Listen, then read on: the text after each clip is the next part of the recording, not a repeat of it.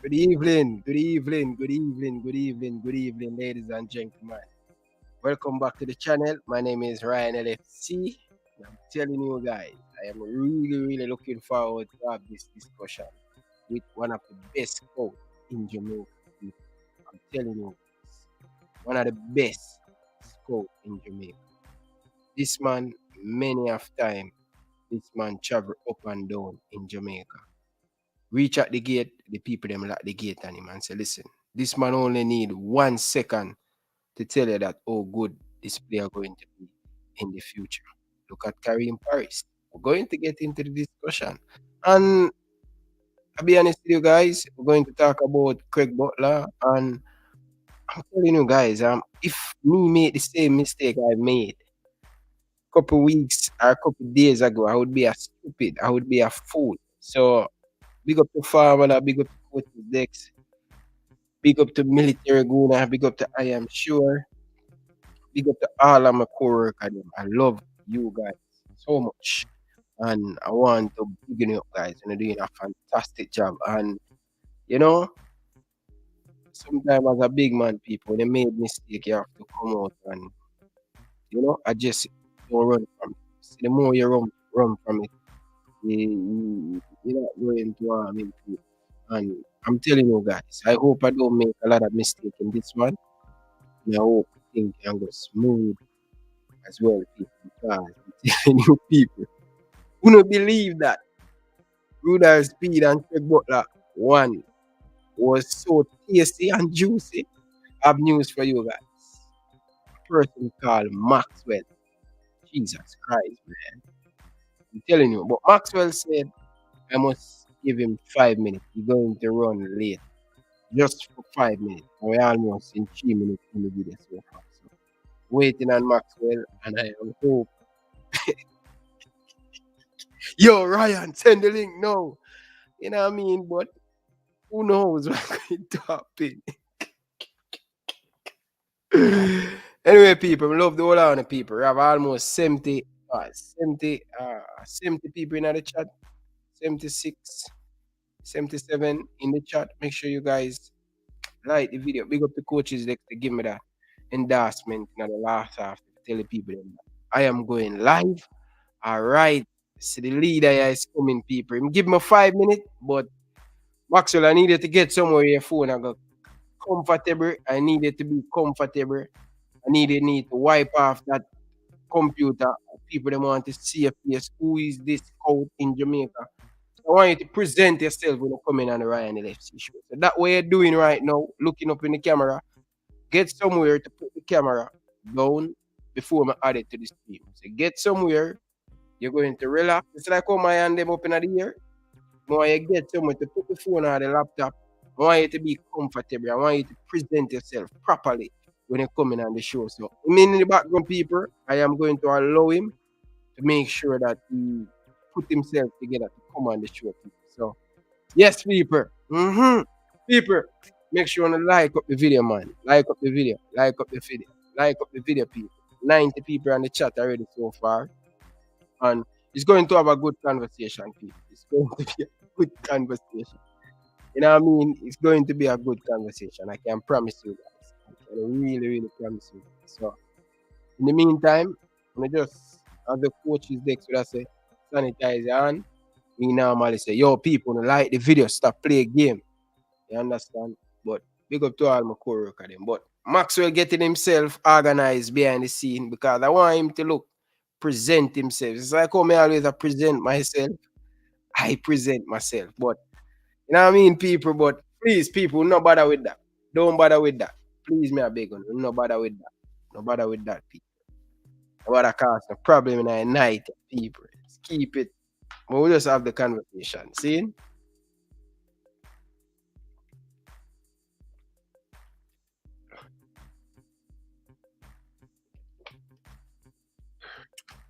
All right. See the boss, people.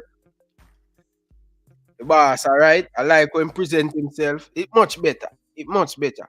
So, people, let's introduce the man himself. I have him one of the best scouts in Jamaica when it comes on to look at a player. You just need to give him a minute to tell you if this player going to turn a world class player or him going to be hit and miss. Very good at that.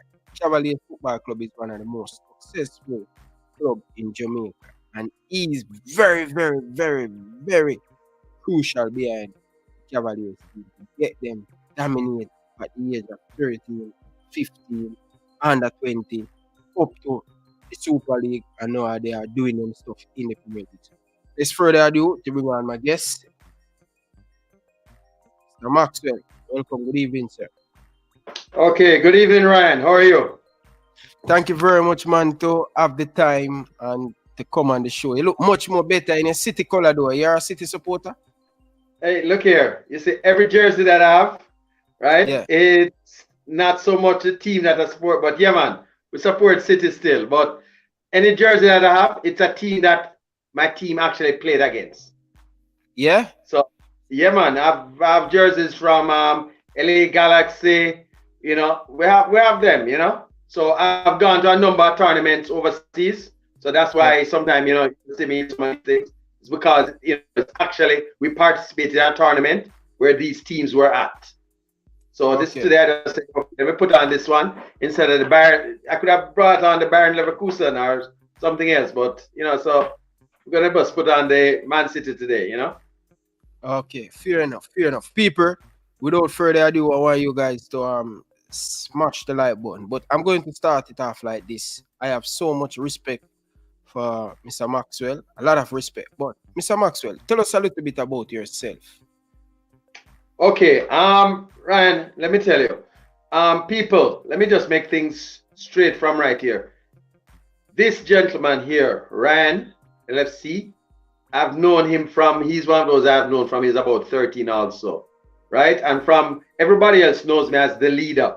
So from you hear that Ryan calling me Mr. Maxwell, you know, say the respect is deep. And, you know, we're coming from a far away, okay? So he has known me a long time, before I was been, you know, called the leader, okay? Anyway, let me correct certain things, Ryan. It's not just with Cavalier that I actually got involved in football, so to speak. It's as far back as with Medhaven United, right? So that's where everything basically started from, you know, with Medhaven United Football Club, you know, and during that period, that's when, you know, you had that sort of dominance that Cavalier also has, right? Okay. So basically, let me just start from then and just give you a quick rundown into where I'm at now. I have to start from the days at Medhaven. Basically, what happened, I used to teach at that time.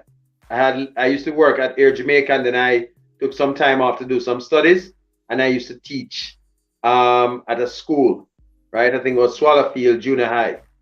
And they had their football program, and I saw some very talented kids there. And I said, okay, hold on. They didn't have a football team, though. They didn't enter. I said, okay, you know, I got the guys together, and we had a little organization. We entered the, I think it was all-age league at the time. And we had a number of practice matches with teams around the area. One of the teams were, I think, Meadowbrook High School. And when we played against Meadowbrook High School, the coach that was there, when he saw the caliber of talent that was there, you know, with my team, he came to me and he said, hold on, they're going to be having an under-13 competition soon. And I think if we can merge your guys, you know, that you have here with the guys that I have at Meadowbrook High School, I think we can have a very good team under Medhaven. Medhaven is a staple that was around for a long time. Yeah. So at that time, no, I said, okay, no problem. Let's see how it goes. Well, long story short, we tried that. The first year, it was not, we did well because we beat all the teams, 5-love, 6-love. Then we you know, bucked our toe in the quarterfinal, I think it was. And, you know, inexperience and everything, we came out of the competition at the quarterfinal. Following year, most of those players were back again, and we played again, and we the same thing happened. The first year, it was Tivoli that had beaten us. The second year, it was Real Mona. However, one of the things, my mentor, David Hunt, rest in peace. He taught me, I think, almost everything I know about identifying talented players. I'm going to go into that later. But he mentioned one thing to the guys, and this is one of the things that I take when I'm looking at players. He said, youngsters, don't worry yourself. Because everybody was crying when we got knocked out the second year in a row at the quarterfinal stage. I think it was also, right? By I think it was Real Mona. The Real Mona players were physically bigger. And most of my kids were coming from the inner city where they didn't get all of those luxury of, good balanced nutrition, all of those things. So these guys weren't finished growing. The first thing he said was, guys, those guys are already grown very big already. You guys haven't finished. You're going to meet them again. And the next time you meet them, you are going to beat them, because by that time, you would have already grown and be almost catching them up. Anyway, what happened the following year, they changed the tournament. It was under 12 to under 13. So basically, everybody's going to be playing each other again. That year now, everything was reversed, because just like what he said, the guys had grown. The Real Mona players basically weren't growing as fast now. They had slowed down. And long story short, we basically we won the under 13 league that year. The year after that now, of course, I wanted to see if we could repeat. That's when I went out to start to put together a team that could do as well as the one the year before. That's when I think the scouting actually started. That particular, just to make us keep competitive the second year, because we carried back about four players from the winning team, and wanted to build on those players. And what basically happened, I think I went to a number of primary school matches, and I put together a nice core set of youngsters. And this was one of the things that changed everything, though, in what I used to look into players. One Sunday, I can't call this person's name, Dalgalish Henry. He was with a team, he's still there, a team by the name of Med Forest. I sat down with him one Sunday morning, and I said, Dal, I'm going to win back the under 13 this year, because I have this real good crop of guys. And he asked where they came from. And I told him that they were the guys that I think, when some of them went to the primary school championship, some of them came out in the quarterfinal stage, that sort of thing. And then he said, Maxwell, hold on. What about the high school boys? And I said, well, we don't have that many high school. I have maybe about 2 or 3. And he said, no, you need any team you are putting together, right? And by the way, let me just tell you, Dalgalish Henry has never really won a title before. But he gave me this advice, and this is one of the advice that I used to when I look at players. He said, players that are in high school, they already have a type of maturity at that age compared to a similar player of the same age in a primary school.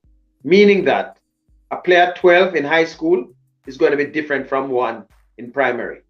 And that is one of the things that I used, to help me when I'm identifying players, looking at their maturity, not just their skill sets and that sort of thing. It's a lot of other things, their attitude, that are the things that I use to look at players and to see players that, most times, will make that next step, right? So basically, go on. So I've been rambling for a while. All right. You help me now, Mr. Maxwell. We're hearing you everything, but what type of phone are you using for this interview? Because what kind of phone are you using? Samsung.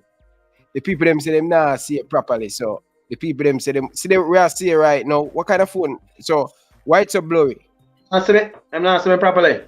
No, they must say blurry. Probably you need to wipe off the lens of the. Unless it's the lens. Hold on a second there. Just give me a second, man. Yeah, wipe off the lens. But people, smash the like button. You see it? We'll stop the great discussion just to make you guys see the great Sir Maxwell. People, when it's come on to talent, I believe this man should be a part of the JFF scouting player. He's great at it. I don't know no more body else in Jamaica we can identify player. I'm going to tell you all the player them identify.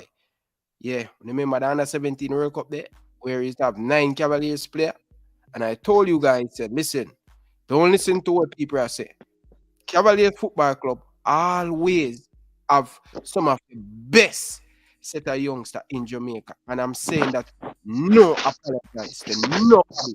Whether at Portmore, Harborview, Cavaliers Football, when I play against Garden, Cavaliers is the dominant team. I just want to let you guys know that. And for them success, Mr. Maxwell have big part to play in that. But let's hope we can get the boss camera showing that you guys can see him face. You know what I mean? But people, in the meantime, people are only see 50 likes on the video. We only are going with people down in the comment section.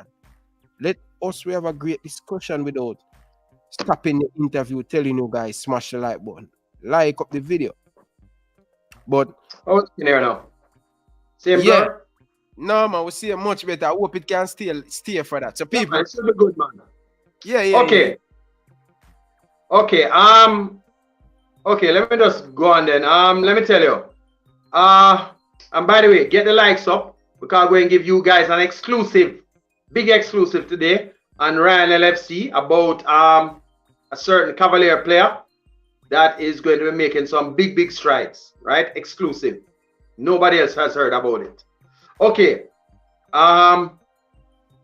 Yeah, basically, after being at Medhaven, I think that time, let me see, by the time I was moving from Medhaven became the first and only team in CASAFA's history to win the under 13, under 15, under 17 in 1 year. Yeah. Right? No other team had ever done that before. Well, a team did it after twice. Only one other team has done it twice. Right? We're going to talk about that team after. Right? But basically, after I'd done that, right? Because to win a team, to do that, you know, a lot of people don't realize you have to be having teams coming up. So you have to be done well at under 13 and then under 15. So that under 13 team, gradually it moves up the line. So, you know, you have them playing, and by the time they're reaching under 17, and I think that, by the way, that team actually won under 20, 4. So they are the only team actually to have done that.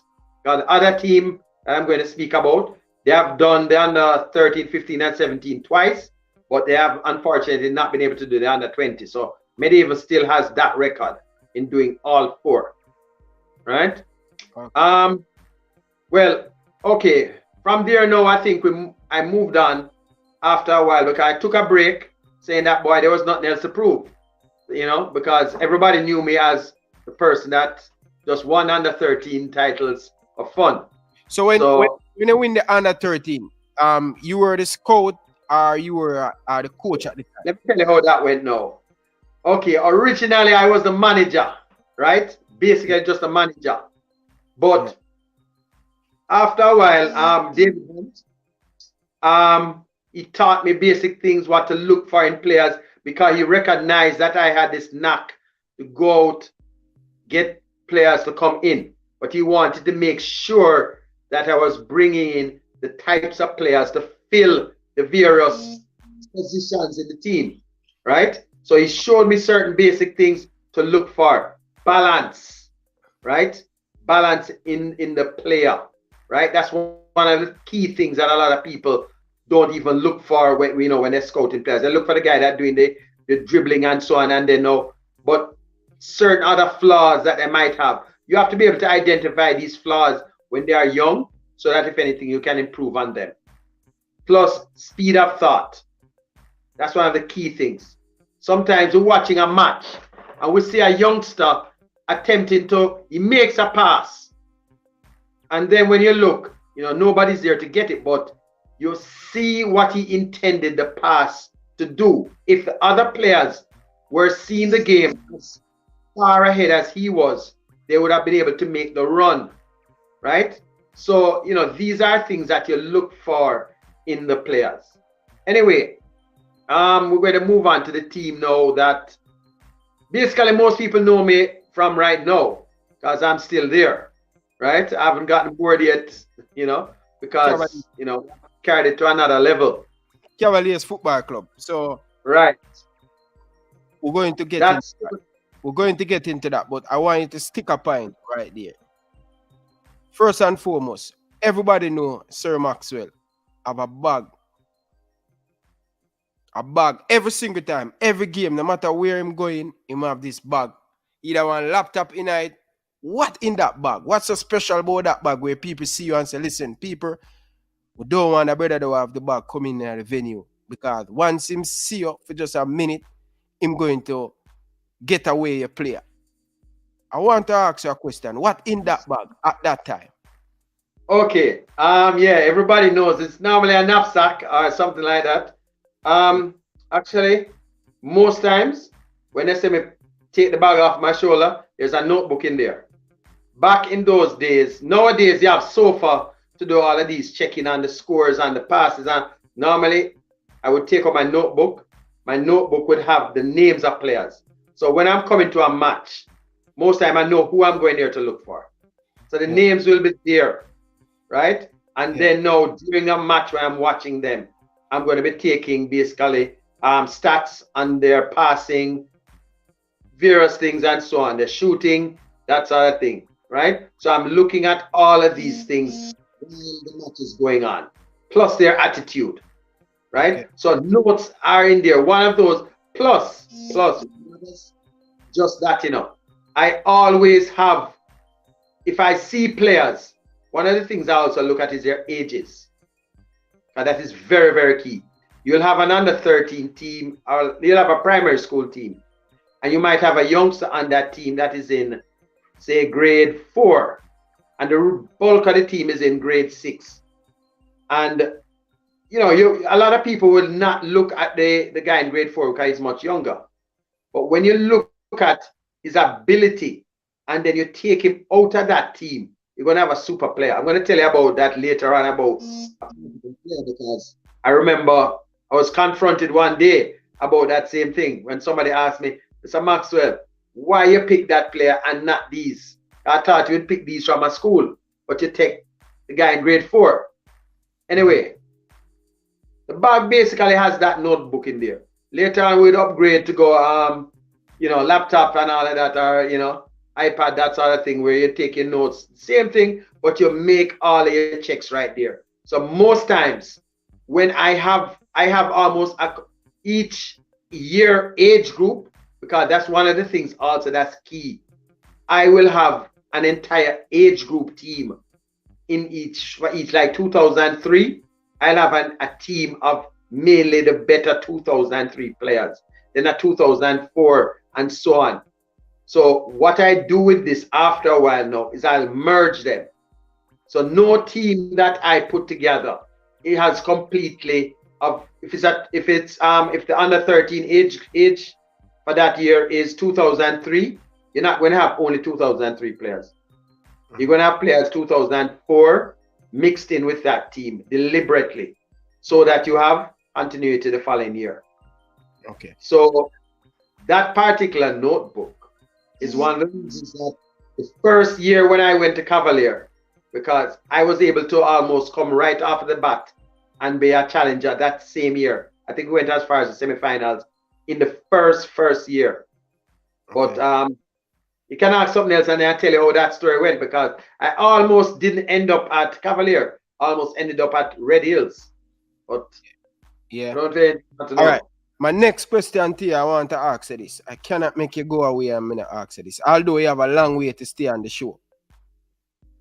Craig Butler accused you many times, asked you about you stealing him player, giving the player them place 2, place 3 at the time to come and play for Cavaliers. Is it that true? Let me tell you something.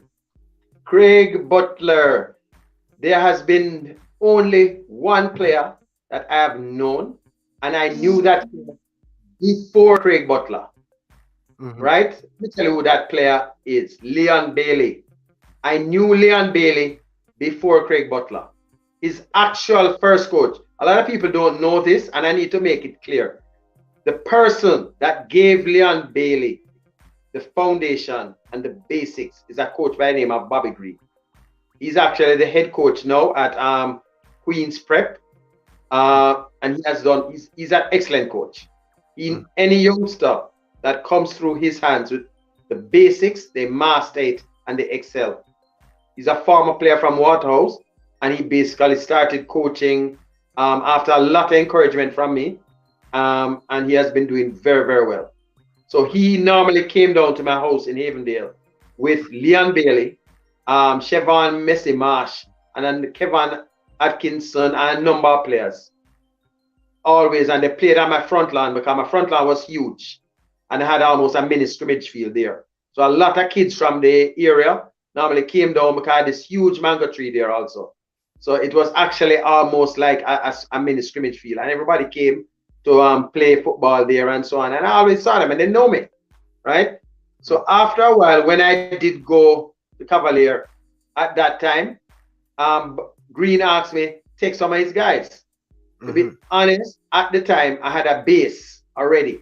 And I said, boy, one of the things that I try not to do also, is make too much duplication of players. So if I have two left-sided players in my team, and not when I take a third, I make him get stifled. That a lot of that went on at Medhaven, and I made sure to pledge and give myself that I'm not going to stifle any player and have too many players, and they can't be seen. It's not fair to their development. Okay? Yeah. Right. But basically, what if anything Craig Butler comes with that's not true. I can even go and expand into it later on when Mr. Speed, because I heard it in an interview where Butler actually mentioned that, oh, Mr. Speed, he had offered Mr. Speed the Phoenix players at one stage when he was giving it up. That is actually true.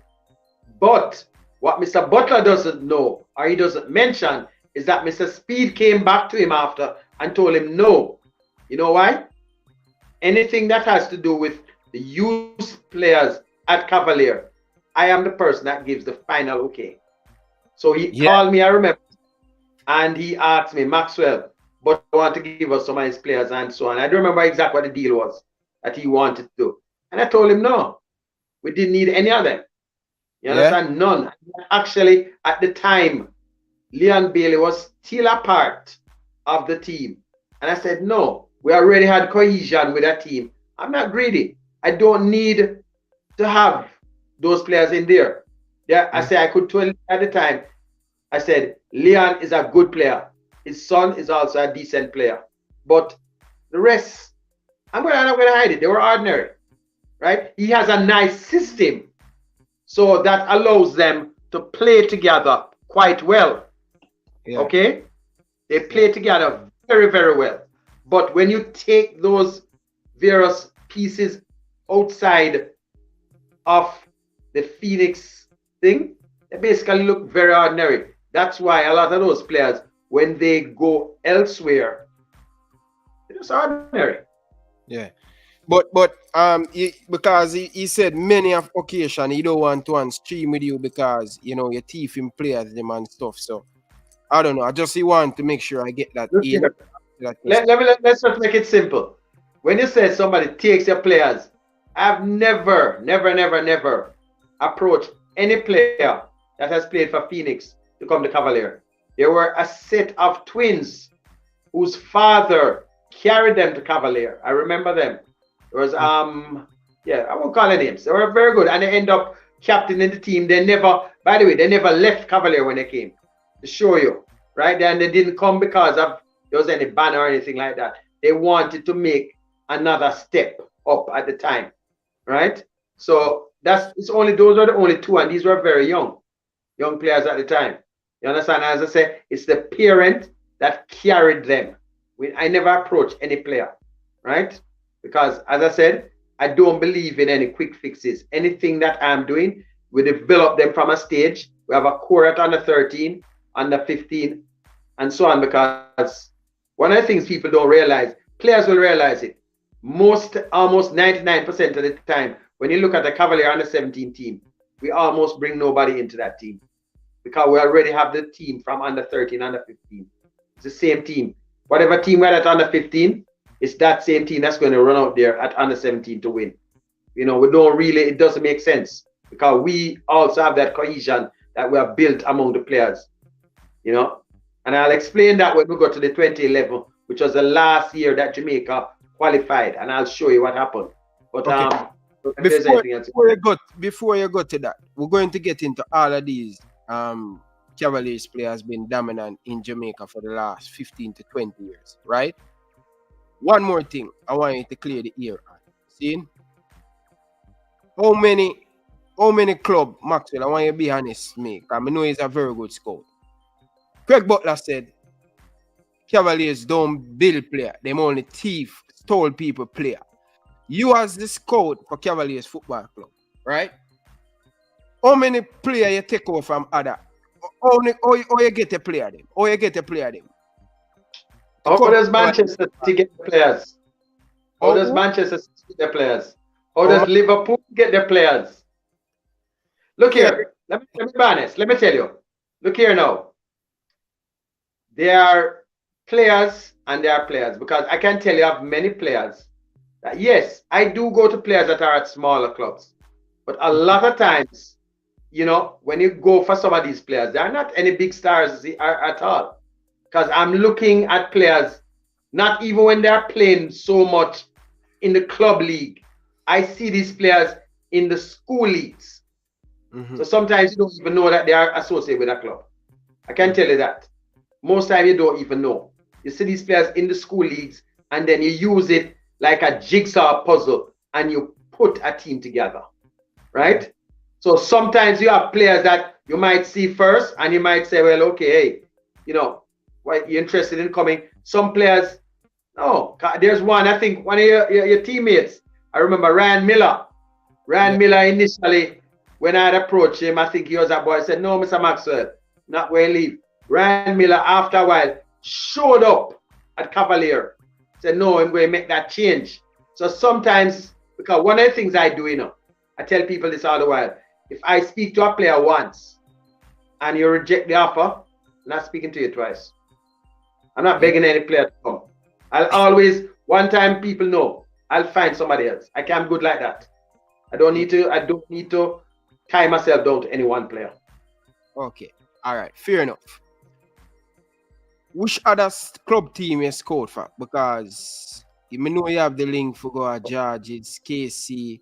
Do you work with Calabar? What you do for Calabar? What you do for all of these top school? The Ulmas, the KC, the JC. What happened there? So what you scored for them too? Let me make that clear now. Okay. I scout for almost every school.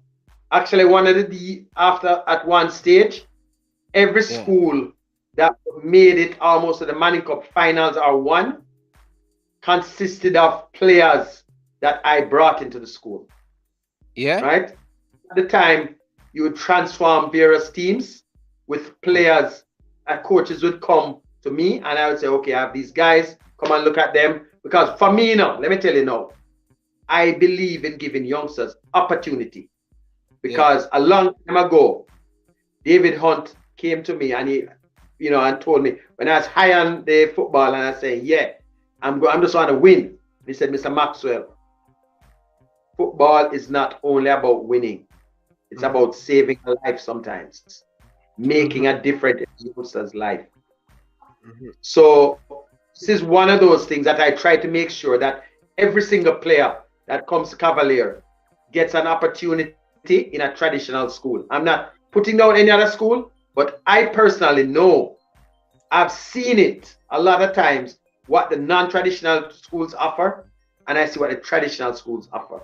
So if I can get a youngster from the inner city a better chance in life to make something of himself, that is probably my proudest moment. And there's a particular player I can tell you about. I think for me, I have players that have gone playing internationally and so on, but there's one particular player that's my proudest achievement. This one that got his criminology degree, right? He especially was a success story for me when I think about where he was coming from and what he went through. But he's another part of the story that I'll get onto after a while. But basically, as I said, I scout for, I can tell you straight here now, I scout for, let me see, Excelsior. I scout for Georges. I scout for JC. I scout for Calabar. I scout for KC. I scout for Woolmans. I don't know if I left out anybody. Stats recently. If Mr. Williams heard me, if no, the agreement will come in now, because that's another project I'm taking up now too. So I don't have a problem. Once a school can put something together to help the youngster academically, because it's only a small percentage that goes professional. You need to set up yourself so that if anything, the football can assist you in either getting a good education locally, at least high school, so you can get a couple of subjects, and then maybe you get to get a scholarship to go overseas if possible. Or even if you don't get to go overseas, it gives you contacts where you can get a linkage into maybe get a job, a decent job, or a job any at all. And I've seen that happen. I know guys working at the banks now that has happened to. Yeah. So, you know, as I said, for me, football, I love winning, but we want to make a difference in the lives of youths. Bridget, I wonder, playing for Boystone at the time, you know, and I know you scored for these top school. Or you managed to give Woolmans the best player and not give Jamaica College the best player, or you managed to scout for so much school. Or you do it. Or you do it. Let me tell you what happened now. We play both, you know. We play both. So what happened now? I'm going to be honest, you know. You play both with Cavaliers too? You play both with Cavaliers? You play both with Cavaliers too? Tell you how that one goes still, you know. But let me tell you. Okay. Normally for me, all I want to know is the youngster and get into a school. Because I can tell you, there are some teammates they had. Oh gosh, I can't remember Red's name. Pattinger. Yeah. One of them, Delanta Pattinger is one that they were with me, and they were both at Hydale because Hydale first. Hydale because I moved them to Hydale because Hydale was a private school. Because I wanted to get, I looked at their grades and I said, hold on, I need to do something for these kids. But the grades were at a certain level. I said, okay, hold on, let me get them to Hydale. They play 1 or 2 years, and then after that, they can move into the high school system without having to sit out a year. Within the first year, a coach by the name of Liebert Halliman was playing in a practice match. And he came and he said, Maxwell, I want every one of them you have. Everyone. Yeah. And I laughed and I said, Liebert, okay, hold on. I'm going to send some of them come and have a look at them and see how they like it. To be honest, I think I sent let me tell you the name them where you send. Cause me and them go to school. I think them go 1 year before me. The school. You send Delanta Pattinger. You send Delhi, Iniesta. I think you send about 5 of them, but 3 of them end up go win Manning Cup with Georges because what happened now is not that, you know. They went back to Hydale because you know Halliman style. It's regimental. So everybody not going to get onto that. Yeah. You see, so they say, okay, boy, Mr. Maxwell, make us do 1 more year at Hydale. And they went back to Hydale, and then the following year, I said, okay, look here, you have to move this year. Because if you don't move this year, you're going to sit out. So at the time now, I went to Georges, Bertus. As I said, by this time, most coaches, they start to know me. And they say, boy, once I carry a player, they'll say, well, yeah, man, once you carry them, you know, we'll look at them, we're going to have some talent, you know. You know, Burst look at them and they got them in. And the rest is history after that, because Bertus, he didn't just get that set. A number of others he got from me at the time, and Georges was unbeatable at that time. After a while, Georges put together a club with at their field, which was Central Kingston. And once you started to come, because most schools I help out, you know, they're not competing with me club-wise. So I do have a problem to put my players there. But Georges put a club there, so right away I cut them off, and they have never won Manning Cup since. Yeah. So which year this cut off Georges? Which year this cut off Georges? Basically, oh gosh, the last player. Okay, make it simple. The last player that I got into Georges, because when you cut them off, you know, you'll already have had players in the system, you know. So it takes a while for the players to come out. Yeah. So the last player that came out was Alex Marshall. After that, if you notice, they never won anything again. probably did fairly well. I've still had players there, you know, but they have not been able to win like that again. Because you was the pulling power behind that, giving them this best, them good player. Well, the same thing at when Calabar had that golden run. A lot of people don't even know that. A lot of people who were closer to Calabar at the time would tell us, say, hey, look here, Wagga is a good coach, you know. But if him don't get the talent in there, not going to work. And everybody knew who the kingmaker was behind Wagga Hunt. So I think at the time when I... Go ahead, sir. No, man. Yeah, man. So at the time, it was not falling out with Wagga. It's just, I wanted new horizons. I wanted a break because it's really stressful. Right? Yeah. And right away, he got scared because he said, hold on. If I move, because normally when you hear people that are key parts of any football system, when they move, they normally carry players with them, you know. Right? So Wagga Hunt was scared at the time that, hold on, if Matt goes, everybody's going to go with him.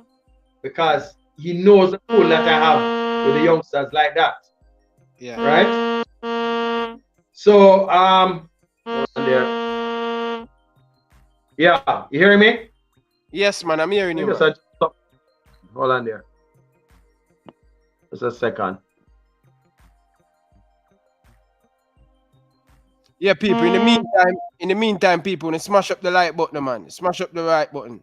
Austin Brown, big up yourself. Thank you very much for becoming a member of the Ryan LFC channel. I am telling you guys. Come on, win. Come on, man. Press the giant button, man, people. That's my second membership me have. You know, guys, me not really hide things from you guys. I only have one member and a shame. Come on, people. Be a member of the channel. Come on, people, man. Be a member. That's my second member I have. And can you believe it? I have 600 odd people watching me all the time. And them not supporting the program. Come on, people. Come on board. Dollar not killing the people. $1 a month, Regin, to be a member, people. You know what I mean? So show the support, man. Like up the video, people. And if you don't want to be a member of the channel, that's fine. If you want to drop something else, come on. Seeing Pagan, I excel some man, brother. Come on, man. Be a member of the channel, man. People, I'm telling you something about Maxwell. When it come on to talent, this man have it. When it come on to talent, to identify talent, I'm telling you. Hey, yo, him just a while ago. St. George's College. Not doing so well. Because Maxwell not bringing them the 5 and 6 good player. You know what I mean? I don't know how him do it. This man scored for Hulmers. This man scored for Calabar. This man scored for every high school. Everyone at the top high school him. So that means him special. Him have an eye for the talent. Him have an eye for the talent. So I hope him don't say anything or go him have to hold back or anything. You know what I mean? Not the like button, people. So we lose Maxwell a while ago. So hopefully him can come on back and finish up what him say. Next player what me gonna ask him about. Top player, people. You know, I've seen a lot of you guys down in the comment section want me to ask him that question. You know what I mean? So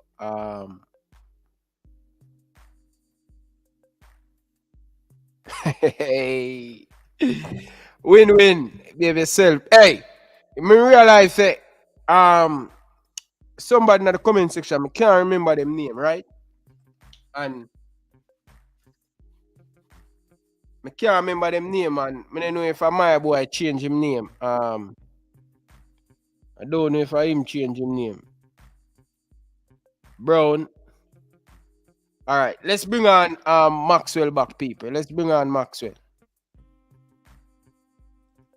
All right. So Maxwell, we are seeing much more better. I don't know if I way you sit down before the light. Yeah, man. But some little things, man. Yeah. All right. So you were talking about what the last thing you said before you went out, because I don't want to skip over. Okay. What I was saying before was that on leaving, as I say, Medieval, the coach felt a little because normally what happens is that when a person from a key person leaves, he normally tries to take the players with him, right? Yeah. So that was the problem, that I think he felt that my leaving, I would be taking all of the talent that I had carried there with me, which I didn't do. I'm not that type of person. So, more ask a question though.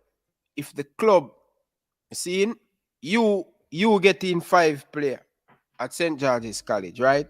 And they said to you, Mr. Maxwell, we don't want them to play club football. They only need to focus on school. And I'm not going to use St. George's College. I'm going to use Excelsior, Liebert Alleman. I'm not telling a lie on that. See, my coach Liebert Alleman, that say, yo, Ryan, beat your book. You don't miss out a lot of education playing in Manning Cup for your school. You play catch up. So I want you to, when the Manning Cup season done, you go to class, go home, study, do your homework, no club football. So that's Liebert Alleman philosophy, right? So, Maxwell, at any given point, you pull back up any player from any school and say, listen, I play them here, you know, and them have to come play for Cavaliers. You ever pull out a player back from a school? Of course. Which school is that? And you why? Call the name. Excelsior. You call the name. Yeah. Let me tell you. Okay, look here now. I believe, right? Yeah. That you can balance it both ways. And what I didn't like, Liebert, a big friend, I tell you the truth, because it's somebody I respect a lot. Yeah. Right? As a coach, like a godfather to me, I tell you the truth. Right? Himself and Jackie Walters, two of the other people that are still alive that I've learned a lot from. So I have to pick them up, you know, like that. But let me tell you, for me, I believe that you can do both and balance. So one of the things I had a problem with Liebert was that when he said that you can't play club football, but he would carry his team over to what is St. Catherine team is again, man, and play in a D1 or something like that. Oh, Fraser. Fraser. If you have a problem, turn them to Fraser's, but he would have a problem for them playing in the Casafa League, which for me didn't make sense because the standard, the Casafa League, you know, I'd say under 17 is going to be, don't care what you want to look at, you know, they are playing with very good players. So if every day, Ryan, you have some top guys who are in a national program kicking to you, it's going to help your own game too.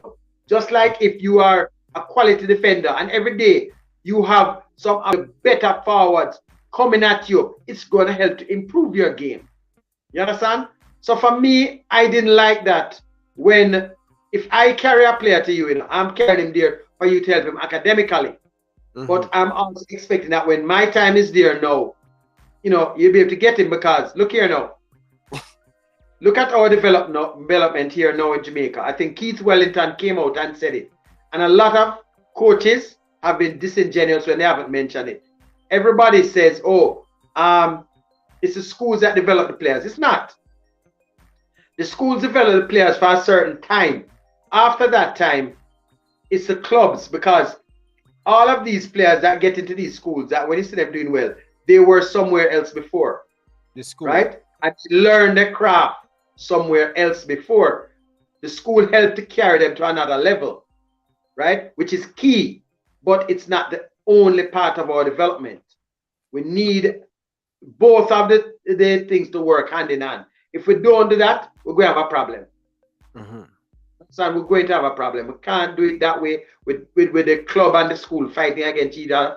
You need to have them working together. And I can say, when Medhaven was at Calabar, so to speak, you had both things working hand in hand till it reached an extremity where there was almost a thin line between the two, and I didn't like that either. I have to make that clear. I didn't like, I'm a Calabar old boy, but I didn't like when I saw where Calabar was becoming Medhaven and Medhaven was becoming Calabar. So that when I had players from Wolmer's, they'd be almost sidelined, or players from JC. Well, you had particular players that, and I didn't like that. You understand? So for me, I believe that the schools and the club, they have to work hand in hand to develop, because and that is what is happening now. And Keith Wellington, the head of ISA here, made the statement the other day, which everybody else has been moving around, that clubs are the ones that develop youngsters, not the schools. The schools, basically, it's an pastime.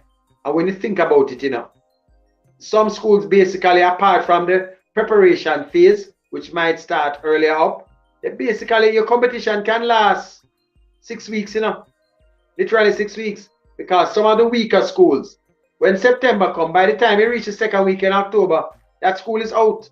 So what happens to that youngster for November, December, January, February, March, say April, say start? No, seriously, what happens to them for all of that other period? That player is not going to develop as some others. You need to have both things working hand in hand. And you need to encourage them also to do the academic part. Because I've seen a lot of my players that have been able to do it. It's just for you to make sure that they learn to balance. Okay. Fair enough. Fair enough. Very, very good. All right.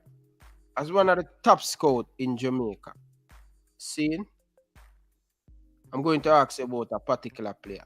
I want you to tell me what you think. I want you to give me an honest opinion.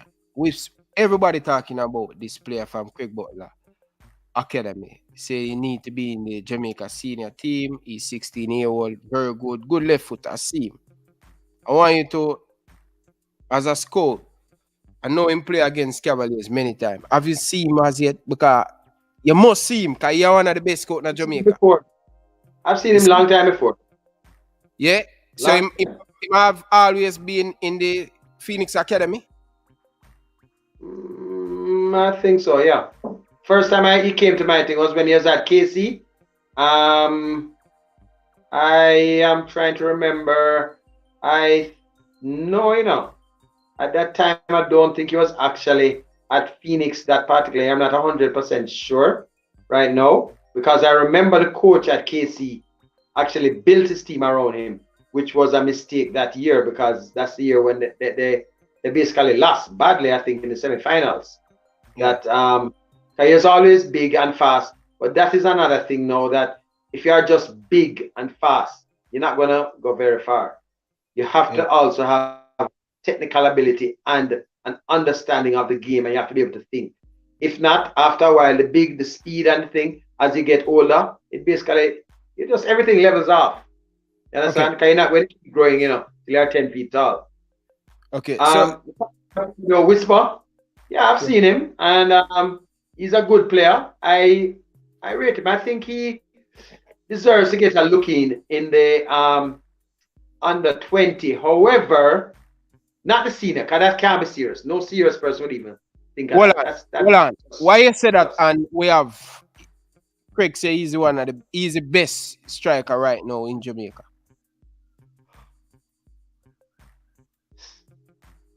I have to take a deep breath. Okay, Craig, look here. I don't know if you ever hear the story about the man that go out and him say, boy, him telling him friends, him go fishing, and him catch a fish, and the fish was this big. Yeah. And then by the time he finish talk to you, the fish get this big. And by the time he go talk to you another time, the fish is so big. That's one of the things with Craig. He tends to exaggerate and build them up a little bit more than necessary. You understand? To be honest, the youngster is a good player, but when you're going to start to put him in another level, and so, which is honestly, you know, he's not. That's not fair to the youngster. It's not fair to his action. He's good now at a certain age group, yes, but he still has a way to go. And to be honest, let me tell you something. Age group football, right? Like it or not, a lot of times people will ask and say, oh, size don't play football and age don't play football. It does, right? It does. Because look here, let me tell you something. If that's one of the things I've learned, I know how to win competitions, right? With players. Nobody can get around me that. The amount of titles, I wouldn't even bother try even tell you the amount of titles I have. I could easily probably double your own age now, and that might give you an idea how many youth titles I've won locally alone. We're not even going to go internationally, right? So I know what it takes to win a tournament, and age is a factor, right? So this youngster is good. His development is moving in the right direction. I'm going to be honest. It looks like Craig might strike lightning twice, right? Which is a good achievement because he did it once, no more, and this might be the second one. A good achievement. What I mean by, so you're saying Craig is a one-hit wonders? Yeah, no, this might be the second hit, but it's a one-hit wonder before. Yeah, everybody knows that. Seriously, look here. Be honest. Look here. No. Let me tell you something. Yeah. Look here. Craig can do well putting a team together that will go out there, and so because the amount of hours they play together, so they have a nice condition. But as I say, when you pull the parts, the sections apart, it's hard. And to be honest, look here. Craig will tell you, say, oh, I have players here, there, and there. Try remember, you might not know Ryan, but some years ago, you heard he had stories being planted in the press about Craig Butler signing players to Bayern Munich, Ajax, Lille, and these were all, I don't know if you know, Ryan, you can get almost anything inserted in papers, right? Because it's not reputable papers though, because sometimes when one story comes out, you notice all the other players, the trash news carry the same story. So when you want to find something factual, you have to go to certain reputable papers. And Craig knew how to milk that thing. So he got those stories out there and people had it, but nothing was like that. And you can even Google it and look and put in Leon Bailey Ajax. And you're gonna see that particular story, which never happened. So Craig is disingenuous with that alone. He has other players now that he has gotten some into Malta. You drink Malta? Yeah. Huh? Malta is a nice drink. Malta is a nice drink. That is as far as I can say about Malta. It's a good drink. The country could drop, if you drop it into Jamaica, it lasts. Right? Seriously. Okay, so when you get players into Malta, come on. It's not a big achievement, But you're talking about a small place which basically them can make a little money better than what they make in the JPL. Yeah, but seriously, it's not a stepping stone. Which player has moved from Malta to anywhere else? Nobody. Right? So seriously, what he did, he got a mass of them there, and that's it. He has certain other players on, listen now, scholastic, right? Scholarships where you go to certain clubs and you're attached to the club through schools. You're not signed to the club. A lot of people are fooled sometimes when they say some players, they are training with schools that are connected to academy or that sort of thing. And a lot of times when that happens, the parents shell out big bucks. So are they looking you from the ghetto? Them can't do it. Right? So some of these kids, if you look at the name, some of these kids that are at certain places, the parents have to shell out to make sure they go there. Whether or not they actually turn up to go pro is another thing. I've seen it a lot of times with some guys that, I don't know if you remember this thing that now they come Valencia, that usually come down to Jamaica and they have this camps. They're supposed to from Cape, supposed to go. Yeah. Okay, listen. That thing, basically, when they look at the players and they carry them there, it's basically a sightseeing thing, it's a promotional thing. And if anybody wants to go, they basically can pay their how much $1 million a month or whatever and so on and go. Anybody literally. And then see how it works but most times it doesn't come out of it. You can't buy talent, I care what you want to do, Right? So I can say that too. So if he comes back and he says, oh, I have players, look here, check it out. When a player is signed professionally, you can find it on the internet nowadays. It's not like once upon a time when people can fool you and tell you, say, a player signed with Ajax or Lille. And when you do your research, you find out, say, the player at some little club away in Toronto or something like that. So, no, you can't be fooled these times nowadays. Everything with players right now, you can, with 2 clicks or a button, you can know what's happening.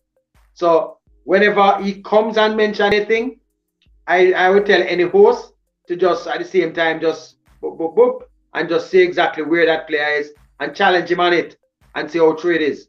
But as I said, I don't want to diverse too much, but he has probably looking to get a second hit on the charts. But that's basically it. But he's looking to push that youngster a little too much. But he's a good player, and I think he would deserve a look in the under 20. Fair enough. So people, you know, one of the best scout. I think he's the greatest scout in a Jamaican history. Me no see nobody with breed talent like this man. Him can just spot you. We're going to get to it, you know, people. We're going to get to some of the players that this man has scored for Cavaliers football and to see how much of them go and play professionally overseas. Because I'm hearing him talking about Craig Butler sending player to Malta and it is a bush league. So I want to know how many players Maxwell and Cavaliers Football Club send overseas and where, which part. So we're going to get into that. All right. So you give Whisper him credit. You said it looked like it's going to be 2 for Craig Butler out of 50 player. Whisper is a very good talent, man, but he have a long way to go and stuff. But I have no doubt to believe about this youngster. Quick, strong, pace, can kick with both feet. He's a very good player, and I like how you're giving him credit on that. So, let's move on now. Back to Cavaliers Football Club. He has one under 13, under 15, under 17, under 20, Super League. This question going to give you a good question. Do you get paid from Cavaliers Football Club? Boy, look here. I'm going to be honest, you know. When I started off at Medhaven, it was almost like doing back something for youngsters. Because let me tell you, to be honest, Ryan, I grew up in Avondale. So basically, I come from a fairly okay background and that sort of thing. And I actually got, if I didn't get involved in football, I would have probably tried to get involved in politics to try and make a difference to some people's lives. I like doing that. Yeah. That's me. That's one of the things. So I can tell you one thing. Football costs me. It costs me. Right? It costs me more than any little benefit I would probably get back because Cavalier don't pay me. I'm not paid by Cavalier. A lot of people come and say, oh, Mr. Speeder, your boss and whatever. No, Mr. Speed, not my boss. Mr. Speeder, my associate. Right? I'm going to look at him as a friend too. Right? Maxwell, you know me can pull the card anytime. You're sure. As never. Well, I know. Cavaliers has never sell a player and you get a percentage out of it. No, I never said that. No. Let's make it simple. All right. Yes, every single player that I bring into the club, once they are told whether locally or internationally, yes, I do get a percentage. That is a fact. So, how much you get? 10%? I can't tell you that. Yes, man. You get about 10 or 15%, man. I can't tell you that. All right. I just want to know, say, I get paid for your work. Because I hear that you get paid when player gets sold. So, I want to make sure that we have that per record. So, you're not in a free work. So every single player that comes through, even those that might go elsewhere, a lot of people don't remember. Terry McGee, Cavalier, I personally got a nice change off of it, yeah. He was a Cavalier player, yeah. So Tariq McGee play for Cavaliers? Hold on, look here. Let me just tell you some names. Romario Williams, Andre Lewis. Hold on, right? Stop this up. Romario Williams, is he a Phoenix player? Craig said he's a Phoenix player. And you okay, let me tell you one thing with Craig now. Ryan, if you go Phoenix and, you know, sometimes players go around and train. Yeah. Okay, and they might go a little club sometime when they do your club might not be training and that sort of thing. If Craig say you come one time, you know, you five a branded a Phoenix player, you know. So if you come one day and train, I might even go sometime, sit down on the bench and watch him and so you five a branded, you know. Because sometimes I hear Craig call some names and they say, but hold on there. the player might have gone and train 1 or 2 times and they never stay. So look here, let me tell you something. Craig have this thing where he will say, okay, a player comes, let me tell you, he's very aggressive that sort of way, and he'll go and tell him, yeah man, come. And a lot of players that will probably go and because it's not an actual club, and they know they're not going to be tied down. Might go a couple sessions, and then that's it. Romaro Williams, he had trained there, but if you look at anything officially, Romaro Williams played for Wanderers, right? Right, and then let me see, from Wanderers, I think he went to either Harbourview or Cavaliers, I'm not sure, but after Harbourview, because we know him from Harbourview. Play against him at Harbourview. But he was at Cavaliers, and I have the tape when we had that 2011 team. That was like, I think that was probably one of the best club teams, local youth club teams I've ever seen. Right? Right. I can tell you, Waterhouse. Oh, Cavalier playing Waterhouse tomorrow. For those that want to see it, it's the Monday night match. Nice match to see. Why I mentioned that is that there's a particular tape I have of that team playing against a Waterhouse team that they brought a videographer there to tape this youngster. I can't remember his right name. Engine Belly, I used to call him at the time. Nico, I can't remember the last name. I know it's Nico. They brought them down to tape him to use, so I don't know what the purpose was at the time. At the end of the game, I asked them for the tape because they said they can't use that tape there. That tape had the Cavalier making up to all 30 passes consecutively. It was like starvings in the game, that particular match. That tape didn't serve them a purpose. The coach, Marcel Gale, my good friend Fuzzy, was totally in awe of what was happening because those guys that team was the team that took Jamaica to its last World Cup, and that team was together for like 4 years. 4 years. Right? I was part of that. Because we used to chain over Waterhouse. Yeah, I was part of that. But go ahead now. So name some of the players that will make it professional way you get money from. And the next player I hear Craig talk about, people who are clear the year. I want to get it right. I hear someone just commented. Jason comment down in the comment section. Jason Wright. Cavaliers are... I love to hear that one there. Okay. Jason Wright, for almost all I knew days, yes, he has trained with Craig. I will say no. But the only club he has played for, right, from age 12, has been only one club he has played youth football for, because that's another thing. Most of my players, once they come into my under 13 system, they go right up until they basically leave the country. They normally go abroad, whether it's college or they basically gone to pro or something like that. All our players are basically like that. They go right through the ranks. They don't leave. Jason Wright is one of those players that has been pressured by Harbourview when he was at Wolmer's to leave and come there to get playing time, all that sort of thing. And he never flinched, right? Jason Wright, and that's a fact. We have the pictures, everything. He has played for Cavalier right through the ranks. I won't say that he has not trained with Phoenix from ever now and again, which because Mr. Butler, you mentioned people trying to get people's players. That's something that Mr. Butler always tried to do, in trying to entice the players to come and play for him, right? But most times it's never successful, you know. Fair enough. All right, go ahead now. Name the player them. Cavaliers. Okay, well, hold on. Oh, yeah, get your book. No, can see that. Who that? Karim Paris in the Bush League. In the Bush League, he scored today. Double. I'm scored double today. Scored today. At the top in that league right now, and I can give you a hint, you know. Hold on, let me just fix up back. Yeah, wipe off the camera back. Wipe off the lens back again. Okay. Hold on, the boss. No. But people, make sure people, come on, people, man. Change on people and watch your thing, man. Come on, man. Win. Big up for your super chat. Pagan, big up the donation star. Win-win. Be a member, brother. Be a member, but me not pressure you win-win, because you're good, you.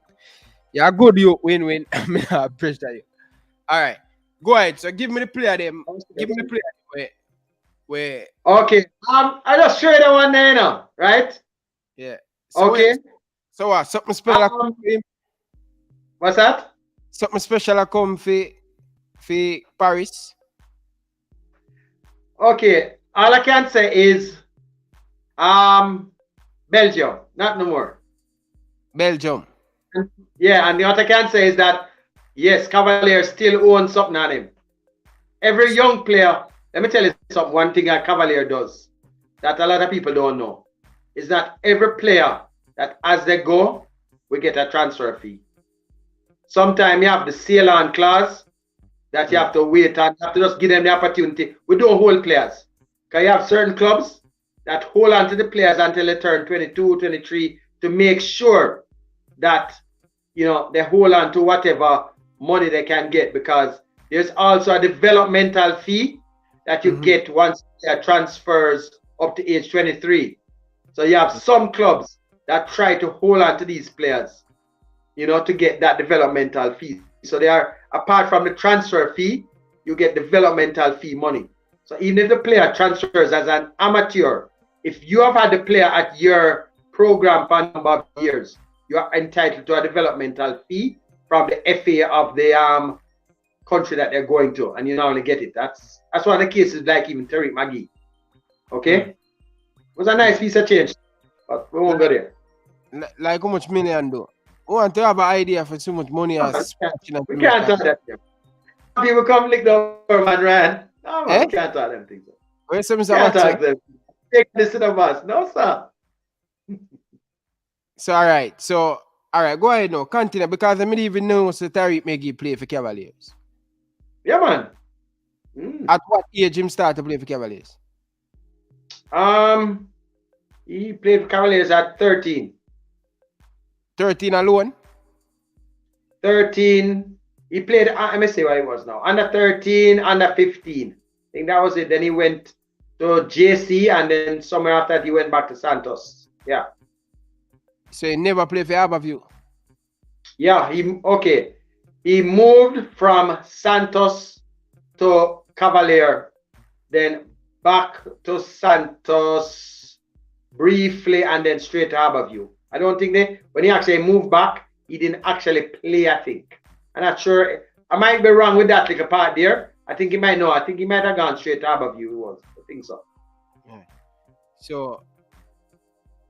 So out of that money, Cavaliers get money, Santos get money, and Aberview get money. Yeah. And you still say you get a good food. Imagine 3 different clubs get a nice food. Well, my little thing is just a little thing, Right? I just get a little thing from what Cavalier get. So, say, with all the work Spanner do, Spanner get a nice change, man. Okay, fair enough. I like how you change, share the butter. I like how the butter change. Man, so that's how the clubs them develop, So you have to get it when you want to buy gears, when you want to buy get water, you get to play them bus here, everything come back, A lot of people out there don't realize that when these clubs are out there doing these things, a lot of time it's out of the owner pocket, Come I tell you a thing, It's a speed, but no, take out a lot of money out of them personal pocket, A lot of people do it for the love of the game, right? Yeah. And some of them that basically don't get any returns, they end up broke. I tell you, football will drain your pocket because it's not every team gets players sold, right? So if a team not in, say, a garrison where you have the political organization help them, it's going to be hard. Understand? So it's hard for clubs. Look here, if you didn't have a sharing like that, I just show you one particular player, Magee, and 3 clubs benefit off him right there. That help for put back into the club, right? If you don't have that, a club like Santos will disappear. You understand? Yeah. Okay, we can put the work where Spanner put in, right? Yeah. You see, it's a speed and put a lot of heart and work into it, man. I tell you. Right? You understand? So me know the work what them do, right? I can tell them I do my little thing, but I'm gonna put in what they put in. After a while, I basically stop and say, no, I will do my part up to a certain point. I'm not really invest so much into, you know, into the football. But of late, a lot more things have been happening. Where I feel like money. And I don't feel too bad. You know, I can't say anything more than that. Because even local transfers, you know,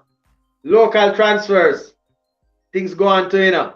So, and I think the other day, Cavalier was, well, I won't talk too much, but I just say that one of the biggest local transfers was between Cavalier and Mount Pleasant the other day for one player. The biggest local transfer fees, yes. Yeah. So why is it the local fee always a high though? How much you sell to Mount Pleasant? Nice change. Nice change. Give me a figure. It's the biggest, I think it's probably the biggest ever local fee. That's all I can say. They give you a figure, no man. I give you something to close to it. Nice change. Come on, Maxwell, man. We want to know all of these things. Like, every P side, every R fight, a figure. We want to know a piece of the figure. That's all, man. Listen, when you send players locally, you don't really send for much money, man. I remember, you know, locally, I think amateur players go for about 65,000, right? And then I think you can ask for a maximum of maybe 100,000 or something like that. I'm not sure. 100 and something thousand are professional players, some of them. But if they have a contract, then now you negotiate. So that Topi was a situation of a negotiation. Harbour View, though, they got the raw end of the stick in that deal, in their deal. And they got zilch. Got nothing for Zimenez. What you say a while ago? Oh, you never get that exclusive? No, yes. But Zimenez. Okay, let me tell you. What I can say, it's over. This is something. It's over 7 figures for the one that Cavalier had gotten. That's what I can say. 7 figures. Right? Okay. Over that. Okay. Right? Fair enough. I won't go in. You know, it's not decent. I won't say anything more than that. Zimenez now, Harbour View. I think Harbour View got under. Oh gosh, everybody know the figure, man. But I think I'm about 65,000. That's it. Oh, so no pay 65,000 for Zimenez. Not Cavalier, no, Mount Pleasant. Okay. Tarek Zimenez is now a Mount Pleasant player, from what I understand. Okay, all right. So they're fighting Valentin to try to hold on to him, but he's an amateur player, and as far as I know, he has something on the horizon once he turns 18, beckoning in Europe. Okay. So, Sir Maxwell, why is it every club in a Jamaica scared you? Them know when you see them play. Why is it? Why them have that? No, sir. Look here. Hold on. Let me make it clear too. If you notice, we mentioned the deal there with Topi. I was the person that negotiated the deal. Right? I have to negotiate the deal. I have players that play for Arnett Gardens that I negotiate deals with them moving to clubs also. Right? So it's not a thing where, as I say, it's exclusive that I'm locked into a club alone. I might have a preference and I say, yeah, I'm dealing with that idea. Because that is basically, you know, you do that for the love of it. Anybody else is going to do it for the business part of it. Okay, yeah. Fair enough. All right, I needed to continue. I'm not going to stop you anymore. I needed to continue to tell us the player them that you guys have overseas and make money off of. And I'm going to tell everybody, I don't know about the making money offer, because as I said, players will go overseas and you make the player go for free, right? And you have a sail-on clause. That's what it's called, meaning that if a player is with you, you allow them to go, and if the club, because you don't want what some agents do, which is a very sneaky thing, they'll ask you to transfer your player. Say, boy, not go on for the youngster, so let's transfer him. So what they'll do is transfer the player for zero, and then they make that club move him, and that club gets like a big fee, and then you are almost out of it. I've seen that happen with Harborview years ago, many years ago, with a player by the name of Luton Shelton. They sent him to a team in Sweden with the assurance that after he got a certain amount of playing time, they would get him into and they got offers for him. They would transfer him to the club, and they would give Harborview a portion of that. But they, of course, you had a time limit. The club simply waited for the time limit to pass, right? It was like, say, 10 months, 14 months, whatever, because Luton Shelter was hot. And all that happened is they got offers. But the thing is, when they get offers, you are not obligated to sell. So they got nice offers, and all they did was wait simply for the time to pass. And once the deal with the expiration came for the player that they would have to share something with Harborview, they simply sold the player once the expiration passed, and Harborview didn't get anything much at all, which is disingenuous, what a lot of overseas clubs do. And it helps to stifle the development here, because a lot of people don't think about it, you know.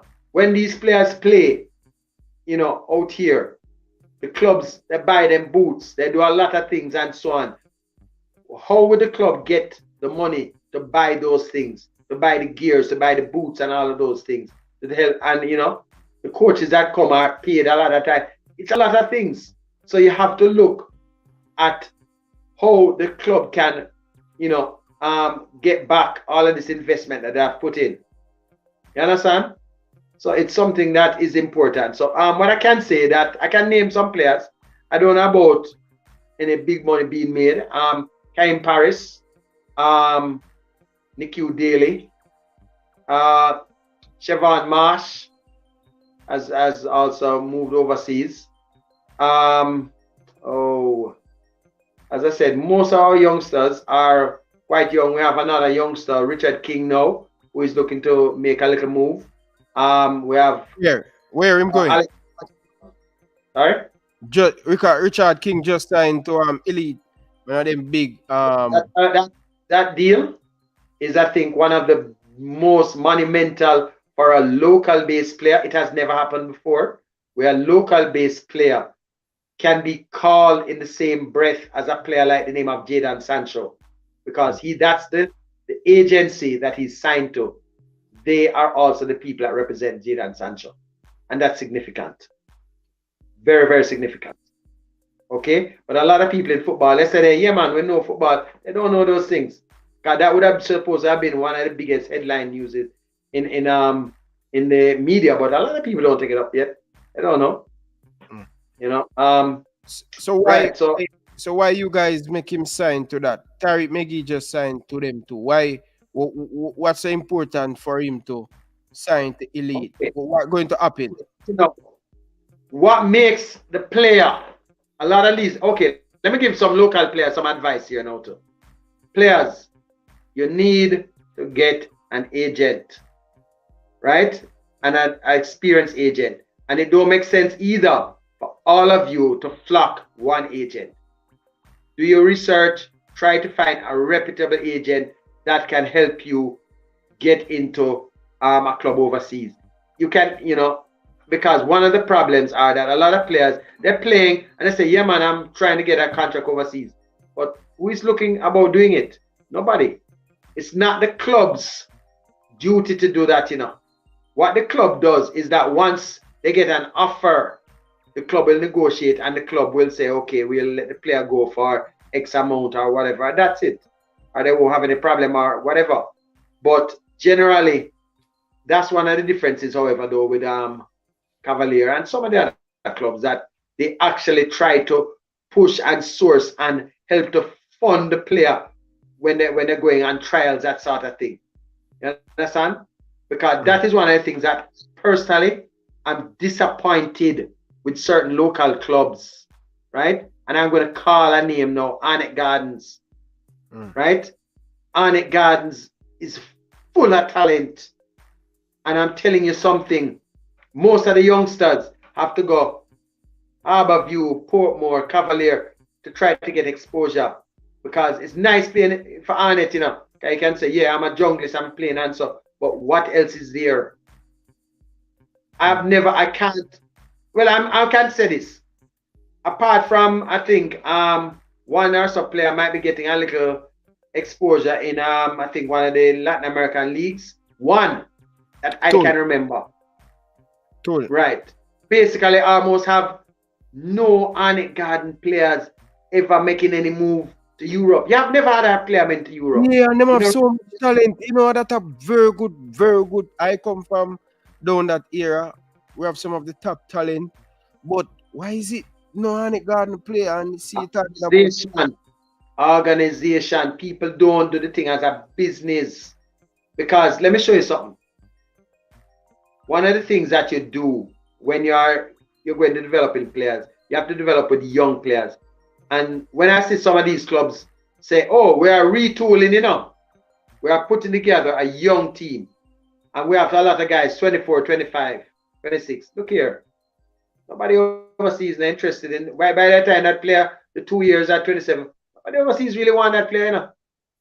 You need to get the players out. If they can get, I won't say they won't get contracts. Because they can still get contracts in maybe Latin America, that sort of thing. But the big ones that they want, you're not going to get those. And those are the ones that you're going to be looking to go. North America, Europe, that sort of thing. They want the players young. Okay? So they can help to develop and maybe fix certain deficiencies that they might have. Right? And a lot of players will have certain deficiencies. Right? Because everything is not perfect here. Someone just make a valid point. I don't remember if Errol Stevenson at the time we were playing for Arnett. I think he go in a age one of them club there. You remember Errol Stevenson? You know Errol Stevenson usually play for Portmore. Vietnam. Yeah, man. Arnett was playing for Harbourview. Yeah, but you were playing for Harbourview at the time too, when him go Vietnam, and I think when him playing for Arnett, I think when him playing for Arnett Garden, him went to Russia, from Arnett Garden to Russia. I'm not sure, but yeah. I can't say for sure. I really can't say for sure. I'll have to check that one. I'm not 100% sure. But what I do remember, not him I'm speaking about now, you know, was that there was an MLS combine 1 year. And there was a defender at Arnett, very talented youngster. I saw him and I love that player. He's on your age group, you might even know him. Probably a little bit younger than you are. But that youngster wanted to reach MLS combine and he was unable to reach because Arnett couldn't find the plane fare to go to Miami. When I heard, I almost cried. I said, no, man, this is a joke. And by this time, of course, Cavaliers had sent about 3 players to the same MLS combine. And this was coming out of Mr. Sweet pocket. And you're going to tell me that a big player, a big club like Arnett couldn't find the plane fare to send that player? No, man, that's a joke, man. If you're serious about doing the thing, you have to be serious all the way. You can't tell me that one individual is able to send his 2 or 3 players to the same MLS combine and you are struggling to find the plane fare to go to Miami? Come on, man.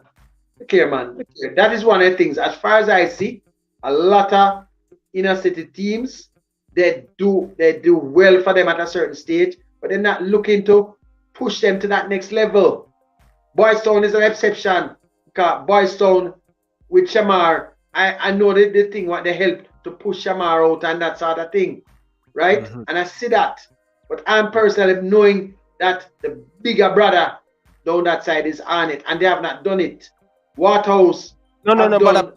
Stop. Let me stop at this. Let me put some respect for your name. Don't do that, but bigger brother. We are the bigger brother for Arnett Garden. Don't do that to my club, Maxwell. What you talking about? We sell O'Neill bigger times to go to England. And now we sell Camille Alway. What you talking about? Yes. No, man. As I said, I mentioned the most recent one, Shamar, you know. Because I said, boy, bigger too. Don't come talk about Arnett Garden. Boys Town are the bigger club, not Arnett Garden. Yes, but it's true. Correction.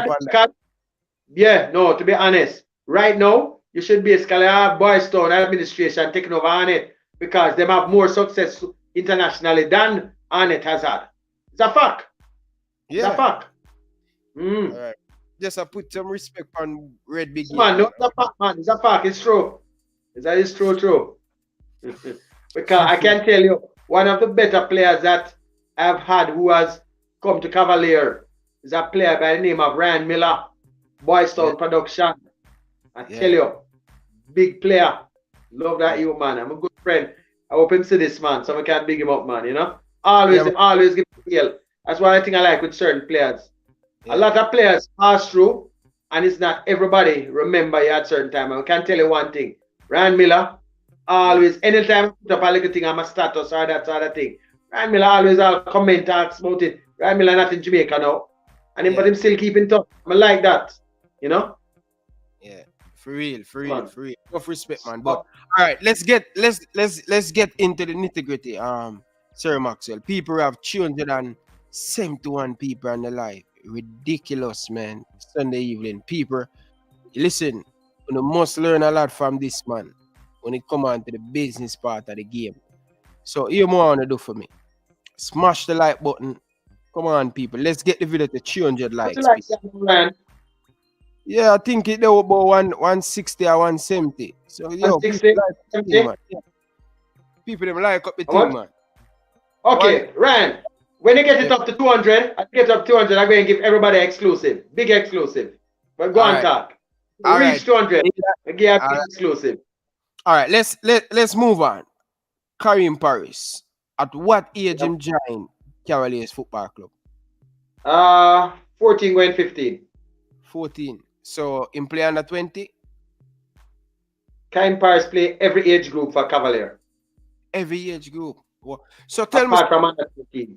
From under 15. So this man is a Cavaliers 2-2 player. He played I think he played. The only other club he played for was a little club in St. Anne's. I don't remember the name of it. A Cavalier player. Yeah? Yeah. Wow. All right. So totally developed.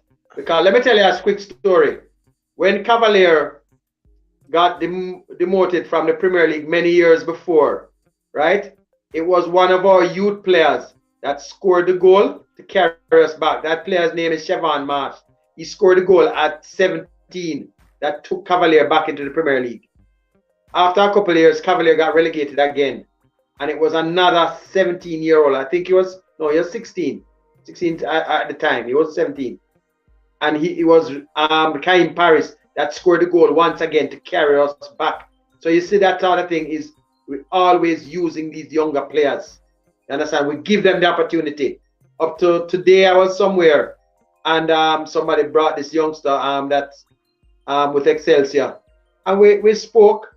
And you know, the thing is, I told him, if you want to get an opportunity to play at that higher level and advance, Cavaliers is a one to go to. It's not a joke thing. It's a serious thing. And the record is there. We give the opportunities to the youngsters. Yeah. And this is another thing, by the way. Ryan, let me just make it factual now. It's not my opinion. There was an international organization, and a news story came out that Cavalier in the world is one of the top clubs in giving opportunities to players under the age of 21, which is significant when scouts are looking at, because scouts are looking at players from, say, the third or whatever lower leagues in the world at young ages. So when they can find those diamonds in the rough that have been having, say, 2-3 years experience playing with adults, that's what they want. That's what they want to find. They don't really want to hear about this youngster that scored 14, 15 goals playing against 15, 16-year-old guys in schoolboy football. They want to hear about the one that probably scored 3 or 4 in the adult league. Yeah. And Maxwell, I'm going to ask this question. You know, Boris Johnson, big up yourself, former coach from Excels, a farmer. Also a former coach at Cavalier. Man, big coach. All right, fair enough. Me have to ask you the next question, you know, because I say Unseen put up something in the comment section. I'm going to go back on that Karim Paris thing, but so him say, Mr. Maxwell, how much of the went to the. You remember that team went to Cayman Cups 2017. Invited to this under 20 team. You remember how much get invited? Which one?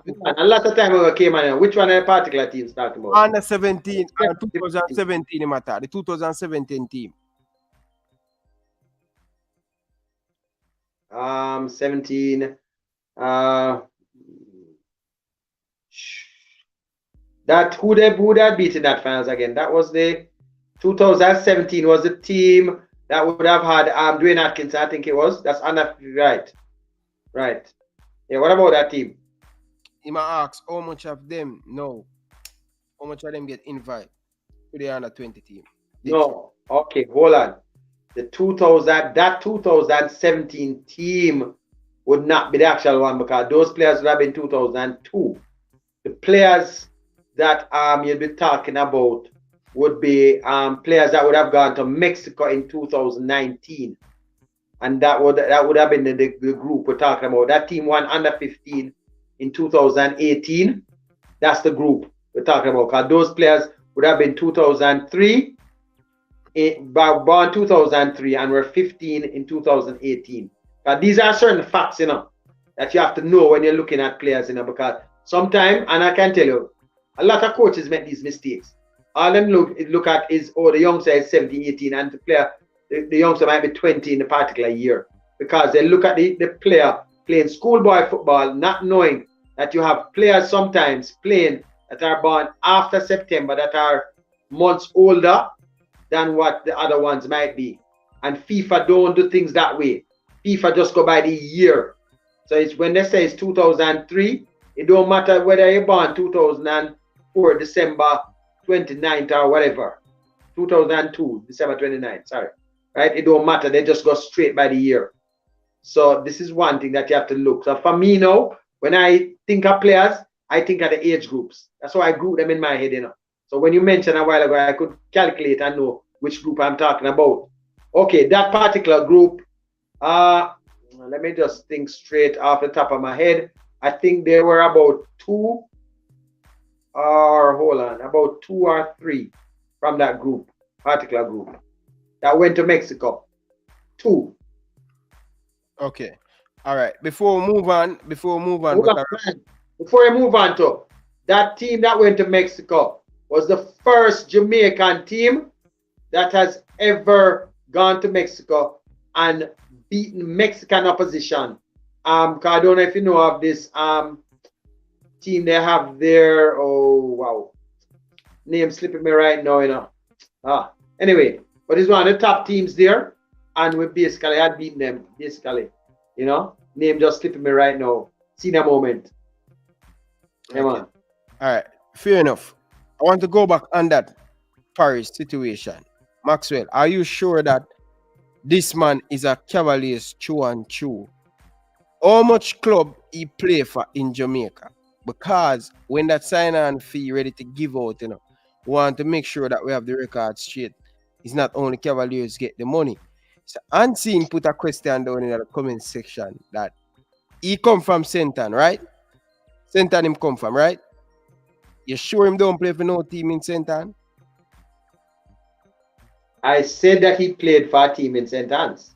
I made that clear. In there, I said he played for a team in St. Anne's, the only other team. I did say that. So that's the only team that he play for in St. Anne's? Only team. Okay, so whenever that... I doubt that team still exists, I can't remember the name of the team, but I doubt that team exists. So tell me, if that team don't exist, so who are gonna get for them money? Are Cavaliers? If they had the JFF, because the money comes to the FA and the FA would pass it. Okay, let me explain. Once players go overseas, the development fee is based off of the number of years that the player plays at a particular club from age 12. So it's not just being at the club, it's actually playing for the club. So if I don't know this club now, if he actually played for the club at 13 or 4, all of that is the key now. You understand? It's playing for the club. If he only played at age 12, you know, that's just part of it. So that's one of the things that clubs have to have evidence, and they have to be. Sometimes they might play for clubs, and the club is a corner league too. Corner leagues clubs don't have not saying anything. They're not official clubs. So all right, boy, Maxwell, you make me learn something right now, Bridget. So you're telling me that any club in Jamaica sell a player, the money go to the federation first. The federation is going to get it, and then they will disperse it to the players. I don't know if you remember, this thing first came up some years back with Rudolph Austin when he was sold. It was a nice transfer Portmore got, but then when the developmental fee money came in, there was this little team that nobody ever heard about, somewhere down there in Clarendon or somewhere it was. I think there was a problem. I think the JFF absorbed that money. I don't know for sure, because I don't know if that club was around at the time. Because if the club is not around, it goes into the JFF coffers to do the developmental work. Okay. So at Cavaliers Football Club right now, before we get into the youth tournament, them and all of them stuff there, I want to make sure this. What do you guys say right now at Cavaliers Football Club on the biggest achievement right now is carrying Paris? Right now? Yeah. Okay, yes. Because look here, one of the things a lot of people have asked all the while, there's a coach, a good friend of mine, you know. I call him name, man. Christopher Burnett, rest in peace, good brethren. Himself and Marcel Gale, Fuzzy. They always tease me and say, Maxwell, look here, man, you can't win. You're only doing well at youth level. You can't win a senior competition with them little boys. I keep saying that, and I say, look here, it's a matter of time, because these guys, they can't win yet because they're still young, right? It takes a process and time for them to develop, right? So at the time, it takes time for them to come up. When the team won the Premier League last year, however, I don't know if you remember that clip where the commentator said that, hey, most clubs tell you, you can't win anything with kids.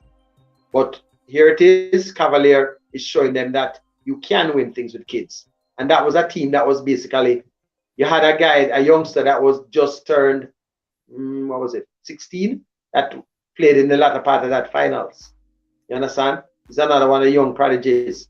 So this is one of the things where when that team won, you're talking about the majority of that team was close to almost just a little over 21 or 22. And that's unheard of, you know, to win any title with young players that age. Because it's hard to manage youngsters, you know, because it's really hard. It's not as simple as people might think. You understand? It's not simple, right? Because these guys at that stage are playing a lot for the love of the game. You understand? Right? So, you know, I want to go party and so instead of coming to training, that sort of thing. And as I said, one of the things is that you prepare them to have that sort of discipline.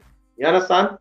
Yeah. So, yeah, getting back to what he basically asked, it's a process, right? Where you help to get these guys developed, you know, to do well from the junior level to do well at senior. You understand? Okay, fair enough. So, all right, let's move on now. Before we talk, we're going to come back to this championship where Cavaliers win, one of the first team in the Caribbean or in the world that win. Yeah, let's talk about it. How many of these players recruit? Are every player on the Premier League team you recruit for Cavaliers? That winning team last year. Oh, okay, 8. The team that won the finals, I think it was about 8 starters were my players. Carried in from, there were players that were there, that were at the club for up to 12 years. And that player wasn't even 23 yet. Wasn't just probably turned 22, by the way. Yeah. Yeah. So these are players that just come, by the way. Most of those 8 players were players that came right through the rank, 13, so on. And as I said, the most senior player there was there for 12 years. So you can do your maths right there. And as I said, it's not a fly-by-night thing where you just take some youngsters up. Most of those players have come through the ranks. They have gone overseas. We have introduced them to European competition. They have played at a high level. So this was something that was being planned over a period of time. It wasn't a flash in the pan thing. It was something that took a number of years to put together, right? And it's something that's going to continue, because one of the things, if you don't notice, is that tomorrow night, when you look at that Cavalier team going out there, I think about 16 of them are players that would have been in the Manning Cup as recently as a maximum 3 years ago. Close to that figure. Are still in the Manning Cup. Would have played Manning Cup football, either stopped playing up to about 3 years ago, or are still playing Manning in the Costa Cup. By the way, I forget the Costa Cup also. But so it's that type of thing we're talking about. So it's a very young. You're going to have some nice youngsters. The youngster from Stats, Omar Ling. I was a live wire. Look out for him tomorrow. You have this little kid from Calabar, Christopher Ainsworth, a little prodigy. Look out for him. And mixing up in all of that, the new elite project management player, Richard King, soon to go to the. How much he likes that? How much he likes that now? Hold on, let me look. People, get the likes up to 300, man. Come on, people, man. Get the likes up to 300. Because see my boy nearly bust out it a while ago. When now move right, What, 240 there? 241. Oh, man, we can't give it that. No, man, them have to do better than that, man. Can't tell you. People, me know why they exclusive. And get it to 300 people, because a lot of people say this player not going to move, go nowhere. At the end of the day, the man I make a big move, people. Maxwell, I think you should give me that one when we made a video on it, bro. Because that's an exclusive, I want to give no, man, if you get it up to 300, we give it the exclusive another day then, man. But if they want it, I go. I have to throw something out there, man. So until you go to that, man. Yeah. Me want it, people. Me want exclusive, But I would love to put it in a video. But there is no one like 350 of you guys in the chat. So yo, come on, people, man. Like up the thing, get it to 300, and we drop Maxwell drop the exclusive. A big move, people. Okay. So as I say, look at that match tomorrow. We have some introducing some young hot talent straight out of Manning Cup. People haven't seen a Marling. Everybody remember that youngster for Stats that was scoring goals for fun. Let's show him doing Premier League now. Okay? Big man time. Let's see if he can do the same thing. Dwayne Atkinson is there still. We have, believe me, we have them rolling out. It's like a conveyor belt. Right? So it's going to be an exciting match. Win, lose, draw. What we're looking at is development and getting our players that experience. Okay? But we have some good football, I can tell you. Right? Fair enough. So let's move on to these dominant. All right. How many youth tournament that Cavaliers win overseas? Oh, wow. Boy, Ryan, okay, let me tell you how the youth tournament overseas thing going on. How that started now, was that some years back, I was actually on Facebook and I was looking at, I saw where there was this tournament in Cayman. And I did my little thing and I got in touch with the organizer. And I asked him if we could be invited. The first thing he said, no. We don't want any more Jamaican teams to come to Cayman, because all the time they invite certain teams and they come and they do have no competition. Them do poorly and it just don't look good at them competition. And the first thing I asked him, the clubs that came, and when he called the name, Harborview was one. St. George's College was another, not club, but a team that has gone. And he said, no, man, them teams, when they came, they really do poorly. And I said, but look here. For the particular, I told him X amount of years, Cavaliers have been dominating at youth level here in Jamaica. You just don't know about it in Cayman.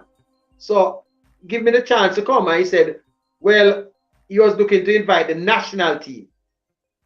I think, national under 15 team. And if they can't take it up, he'll invite me.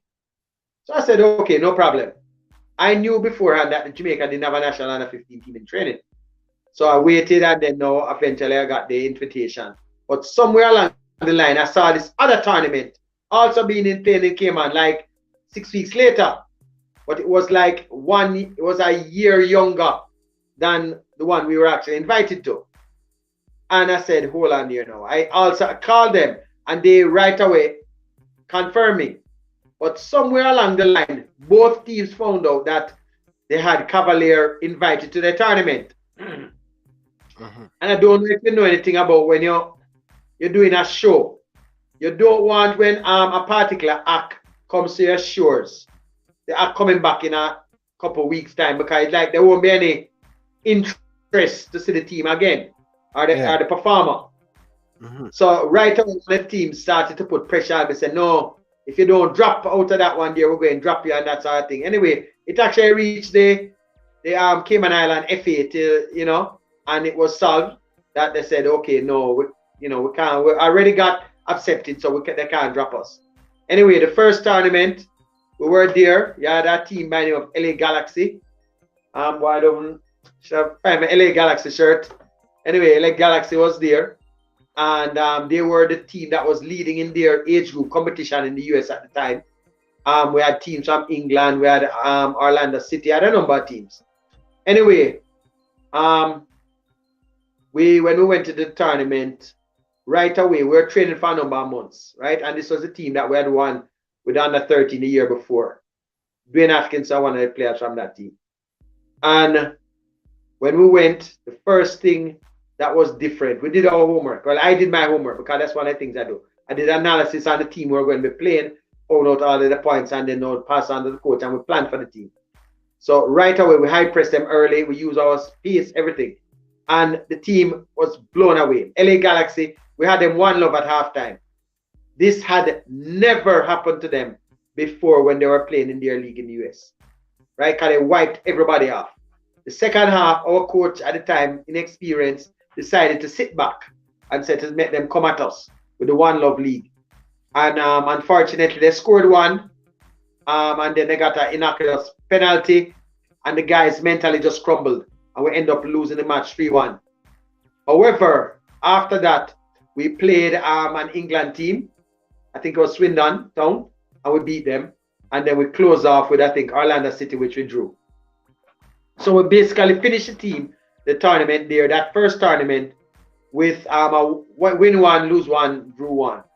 However, almost everybody on that team had never traveled, had never stayed at a hotel, had never played on artificial turf before. So it was totally new to them. So the plan was, as I said, was to almost every member of that team now was also 1 year younger than what they had just played, than the 15 tournament. So they were going back now to play again. And we said, okay, let's see how they did do in 6 weeks. We came back, everybody refined, put in the work. And when we went back in 6 weeks' time, right, we basically cleaned everything up. Nobody could have managed just that time. It was completely different. Every match was 6, 7, 8, 9. It was completely different, right? It was completely different at the time. And we did very well. We played a team by the name of Tottenham Hotspur. And let me tell you something. Somebody tried to discredit that win, right? We beat them 2-0 in the finals. That Tottenham Hotspur team had about 8 players that currently are playing our current internationals at either under 17, under 20, under 23, for either England, Ireland, or whatever. And we beat that team comprehensively. They have some players that are basically pro now and so on. We've really gone very far, right? That set of players that we beat. And out of that now, I think for me personally, that was one of my proudest achievements, right, with that team. However, after that, we went back the year after and we played, I think that's when Man City was there, and Cuba. We didn't do too badly, we came third, right, because we were knocked out by a country, Cuba's national team. We were unable to beat them. They came with a style that really threw us off. I think Boris Johnson was the coach at that time too. But outside, after that win over Tottenham Hotspur, we came into the notice of teams in Europe, of people in Europe, and we were invited to the largest youth club competition in the world, the Gothia Cup in Sweden. And they have several divisions. We were invited, and I need people to get this clear, and you can do your research. We were invited to the elite group. You can't, all the other parts of the competition, you can't pay to go. The elite is like a man have a private party, and you can't go unless you get the invitation. You can have all the money you want, you have to get a particular invitation. We were invited to the under-17 elite group that year. We had players by the name of Cain Paris, Jamal Tope, EQ Daly, all of these, Dwayne Atkinson, they were on that particular team. That team, it was his first time we're going now to this level. We started after the initial year and came on. We always did well. And we always kept getting invited now because we had that strong team that people wanted to see. Because we built a fan base also. Anyway, when we went there, we had a similar situation. We camped in Norway first, and we did fairly well in the camp. But when we went, these guys now were getting types of food that they weren't used to. Cold cuts, you know. It wasn't until after a while we found out that some of our top defenders, he was basically just having smoothies. He wasn't eating the food. So after a while, we were basically on fumes. However, at that point, we made it through to the B finals, and we lost in the finals to the winner of the overall tournament the year before, right? Tiki Taka Academy. And on the way, we beat a team from Spain, right? Okay, that's a La Liga team, a La Liga Academy team, right? We beat teams from France and so on. And as I said, we went to the finals, we came second, which was an achievement. And let me tell you something. After the first match, why we didn't go to the A final, because we lost the first match. It was new to the guys. Everybody took a while to get, conditioned to the whole thing. And the organizer, the day after, saw me and laughed and said, look here, this is not a joke thing. And he told me that, look here, if you can win one match in this tournament, we'll invite you back next year. Well, we did go back the year after. So, and outside of that now, beating that La Liga team, we were invited now to Mexico because they wanted to also see what we had, there, in our team. So it wasn't that same team. It was another age group team. That age group team would be the 2003 players that would be featuring now, for Jamaica. But for me, the two things that stand out would be the Cayman beating up Tottenham Hotspur, and then now, it wasn't even a match. But when we walked into the stadium in Sweden, and let me tell you something, it's a huge stadium. And I sent a picture to you, I think, when I sent for the promo and so. Yeah. I don't know if you saw that. Okay, let me tell you, it's a huge stadium. And when we stepped in, we had the smallest contingent, right? And we went with, I think, 16, 17 players and about 2 officials or so, myself, Mr. Speed alone. So, so we have work for them. And I can tell you, when you step into that stadium that has I don't know how many people were there, right? We're talking probably close to 100,000 people. And then when you stepped onto the field and you heard when they called Jamaica and you hear the whole stadium start to scream and sing a Bob Marley, I think it was Buffalo Soldier. And you're going around, because we do the Usain Bolt thing and all of that, and the place tear down.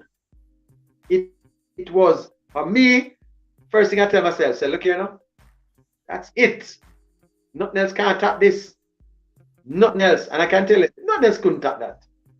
That initial time. The second year when I went, I didn't even bother go because I met the youngsters get them time. I said, because there's nothing that couldn't top that.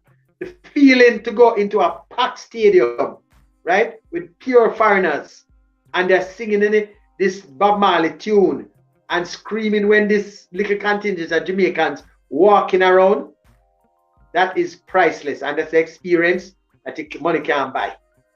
Okay, and those would be 2 of the bigger achievements that we had coming out of, anything right here now. And I know no other Jamaican team has ever reached a level like that so far. And that core of that squad is what basically helped to win the Premier League the other day. And that was another nice moment, as I said, but here and there, it's not about winning that title, it's about developing the players to get them overseas. That was just Brata. Fair enough, Beijing. But they are going with some great work, man. No Cavaliers are get the recognized. So tell me something. I know that when Cavaliers coming back in the Premier League, them goal is, them aim is to make sure that they want to be like Harborview, Portmore. In your opinion, do you think Cavaliers surpass Harborview and Portmore? Okay, I could look at it this way. Okay. Just before the pandemic, Cavalier, I think, transferred about 5 players for that year, right? Just before. 5 players got to go overseas, I think it was. And I think that would have been in itself almost a mini record for a calendar year. Because I think Harborview has had certain players going, but that particular amount at one time, no, not to what we had done that particular time. That was significant at the time. And these were young teenage players, right? So and that was one of the significant things. These are young players. Portmore, normally when they get their players out, they hold the players for quite a while, and sometimes they hold them a little bit too long, and they stifle the youngsters trying to go overseas, which I personally don't like. You understand? So we are getting there, and when they say we are there, but right now, I think with the recognition that we just got a day with Richard King signing with the elite group and transferring to, how much you like that? You're not at there, man. I will tell you when you're at there. I will tell you when you're at there. If you really just leave that. But right, you know that the elite group works whenever they have players, they try to get them into top leagues because they do a full package, just like how your developer, you see in Bolt, you develop a package. That's what they're going to do with the player. So they gave an offer about developing, not just getting the player into clubs. That's how it's developing the player to get him to be that top player. You understand? Coming out of Jamaica. Fair enough. What who are the coaches who coach at the young level at Cavaliers Football Club? Because it seems like what the qualification they have. Okay, one of the things is that all our players have to be basically qualified. One of the main people, David Layla, Ruler Speed, also has oversight over the age groups. And one of the things that he also makes that he does is he commits himself to work with the youngest age group at all times. Right? So he's always there with the under 13, and then you'll also see him there a lot of times with the under 17. Reason being is that we try to make sure the introduction into the club, you get the best coach. So a lot of clubs sometimes, the Premier League top coach, they deal with the youngsters.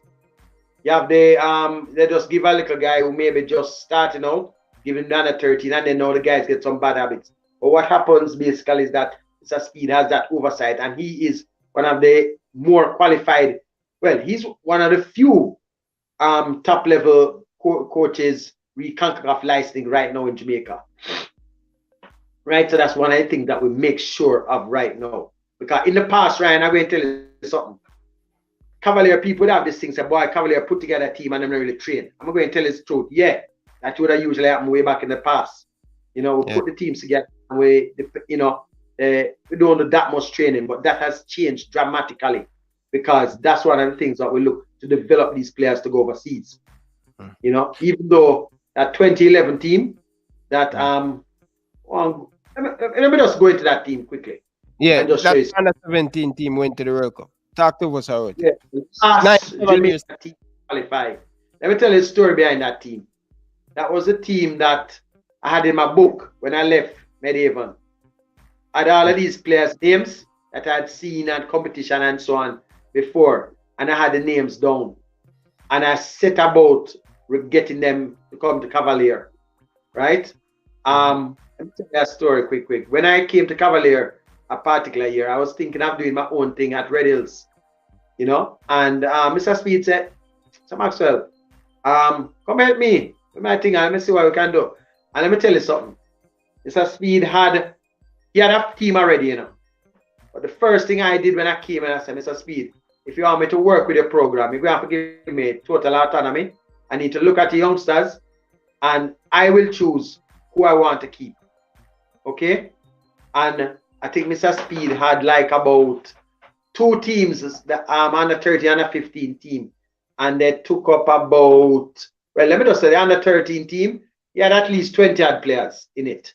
And that's the one that I basically started from. At the under 15, it's hard to start at under 15 when you have the base. So, you know, it's basically from under 13. And that under 13 team, that team, as I said, of about 20 odd youngsters from the year before. And I basically looked at the team and ran. How many of those youngsters you think I kept? Huh? Out of 23. Probably 11. 2. From Jones, Rum, and Delanta Pottinger. Nobody else. Only 2. Everybody else went into the book and I brought them in. We had in players like the name of Zalana Barnes, Siobhan Marsh, right? Coming into that team. Or Shane Jenkins, right? These are all national players, you know, right? Jason Wright, okay? All of these players were coming in. Patrick Palmer, all of these players I mentioned have played for Jamaica, right? And they came in at that level at under 13. And to be honest, it's one of the best under 13 teams people have said I've ever seen. Because they played such an attractive brand of football. Because we were training for at least 8 months or so before the league started. So what we were doing, they played some of the most beautiful football I've seen. And I can remember watching a particular match. I was against Phoenix too. It was a practice match. And I never forget it, you know. I saw this player by the name of Shane Jenkins and Siobhan Marsh. You know, we love when we pile players. I saw this player, and I've never seen it again, you know. He got a double pile. I don't know if you ever see that yet. I mean, double pile, man. Him flick it over and then him bring you back over. No, look here. Him flick it, Jenkins flick it over. Marsh catch it and flick it back over the man and Jenkins get it back. Yeah? Yeah. Him flick it over, give it to Marsh. Marsh flick it back over to him. And then they move on. That team, I can tell you, one of the things with that team was that team had a lot of ball handling players. Because by this time now, you know, I was coming out of medieval and I was sharp. I knew exactly what to look for. And all of my players, people knew the type of players that I would bring because they had certain things about them that you would know. I love ball handling players, total football players from the back going forward. All of them. Everybody has to be able to use their feet well, right? So you can know when is a team that I put together, right? I use many different coaches. I'm going to tell you something. I don't actually coach side, but I know what I want done, and I'll get the coach to coach a team to finish up at that stage, right? So a lot of coaches sometimes, boy, they say, boy, Mr. Maxwell won't put, you know, too much say into the thing. But look here, I know what I want to put out there. I know what I basically assemble. Because there was a particular coach that came once and said, look here, I love when I coach at Cavalier. Because all I have to do is show up with my whistle. Because everything is there, set up for him. And water, and this, and refreshment, and then in players. If him see the players there and him need a particular, him need a fast left-footed winger. Mr. Maxwell, you get it. You find him, no problem, right? So that's something that we do, right? So that particular team, it took shape then. They didn't win. Same thing, they went up against a Real Mona side and they lost in the semifinals. One of the things happened too, and it was a deliberate thing. When we played them the first time, the Real Mona team was bigger than us.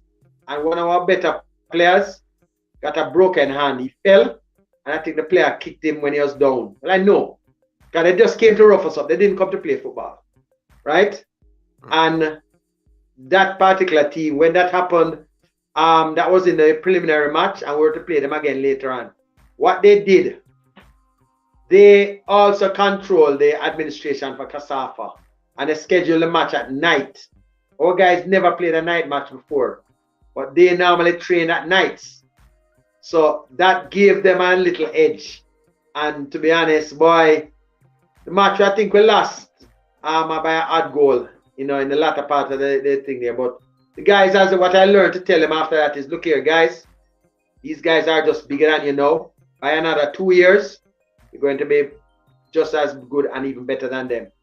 And I can tell you something. By the following year at age 14, those guys won under 15. Jason Wright, Romario, Jones, all of them, they were there and they won. They stuck it out and then they won the following year, right? And then the year after they repeated. And that team now at 15 formed the basis going forward. When they reached 16, they didn't lose after this now, you know. They won every single year going up. They never lost, right? So basically after that, the year when we had the we were supposed to go in for the under-17 World Cup, I remember they saw some of the players and they only chose, I think, 3 or 4.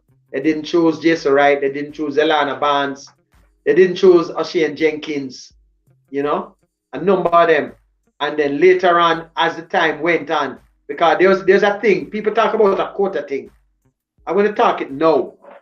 And I think it needs to be dismantled even locally, because I've seen Cavaliers. One of the reasons why we don't go back to any World Cup, because they also have a quota thing on the local teams. That particular team, after that, I heard that a number of parish presidents were vexed, because how can one club team have up to 8 or so players on the team, right?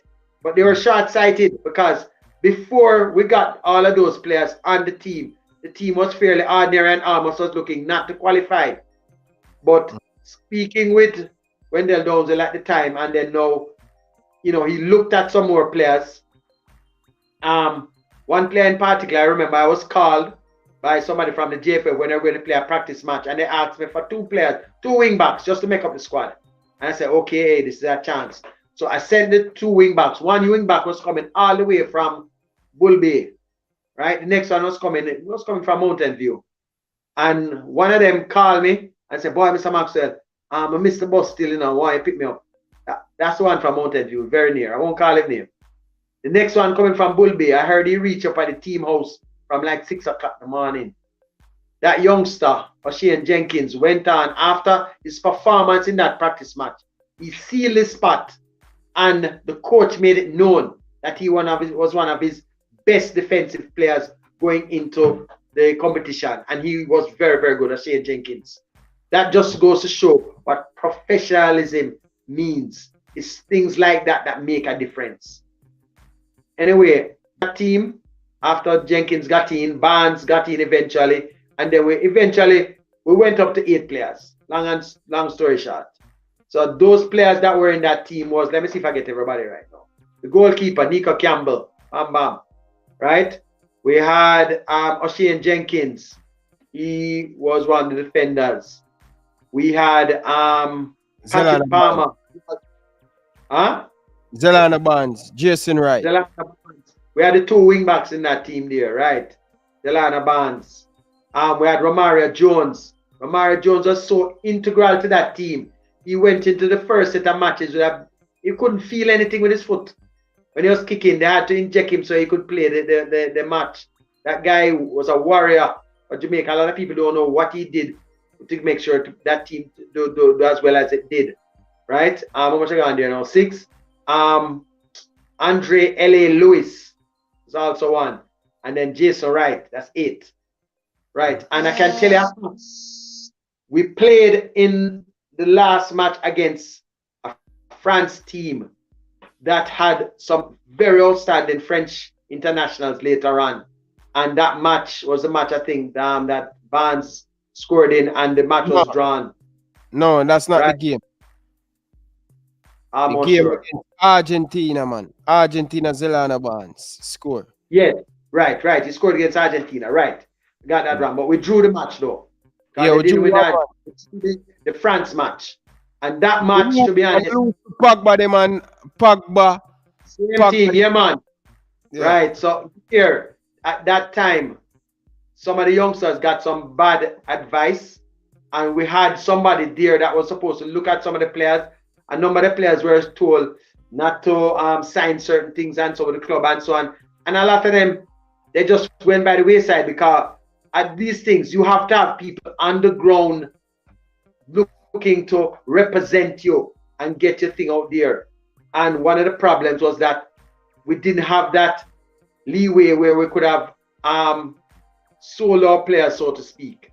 So the business aspect of that with Jamaica didn't really benefit that much from that last under 17 tournament, international transfers. But however, that was the step where I think that team for me, and I've had a lot of teams that have done well locally, whatever, but that team, I'm only sad that is only one tape I have of them playing, albeit against Waterhouse.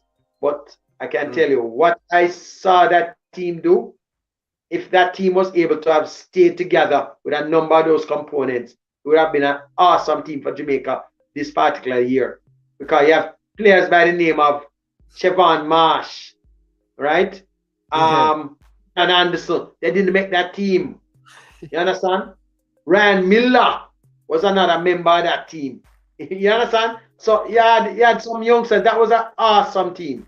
I can tell you. And I can tell you, Maxwell, I've had teams that, yeah, man. may I tell you the truth, brother? May I tell you the truth? Yeah, talk about when him there. Me should have over that. Me should have in that team there over Bamba.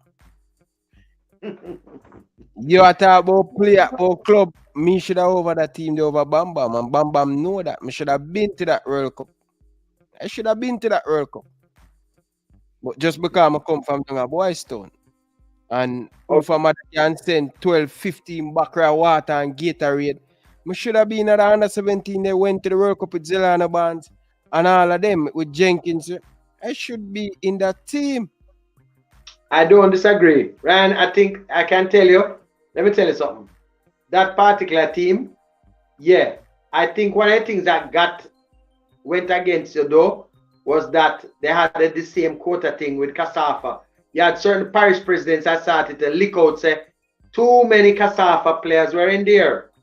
Which, as far as I'm concerned, if you have most of the players coming from St. James, have them in there. If they come from St. Mary, have them in there. But just select the best players all times. And after that, what they have done is almost, you have never seen any club having more than 4 players. And it's a deliberate thing. Because I remember the year when we came very close again to qualify. And it's not a Cavalier thing. I just want to make it clear. We had 4 players in there. Johnny Talbot.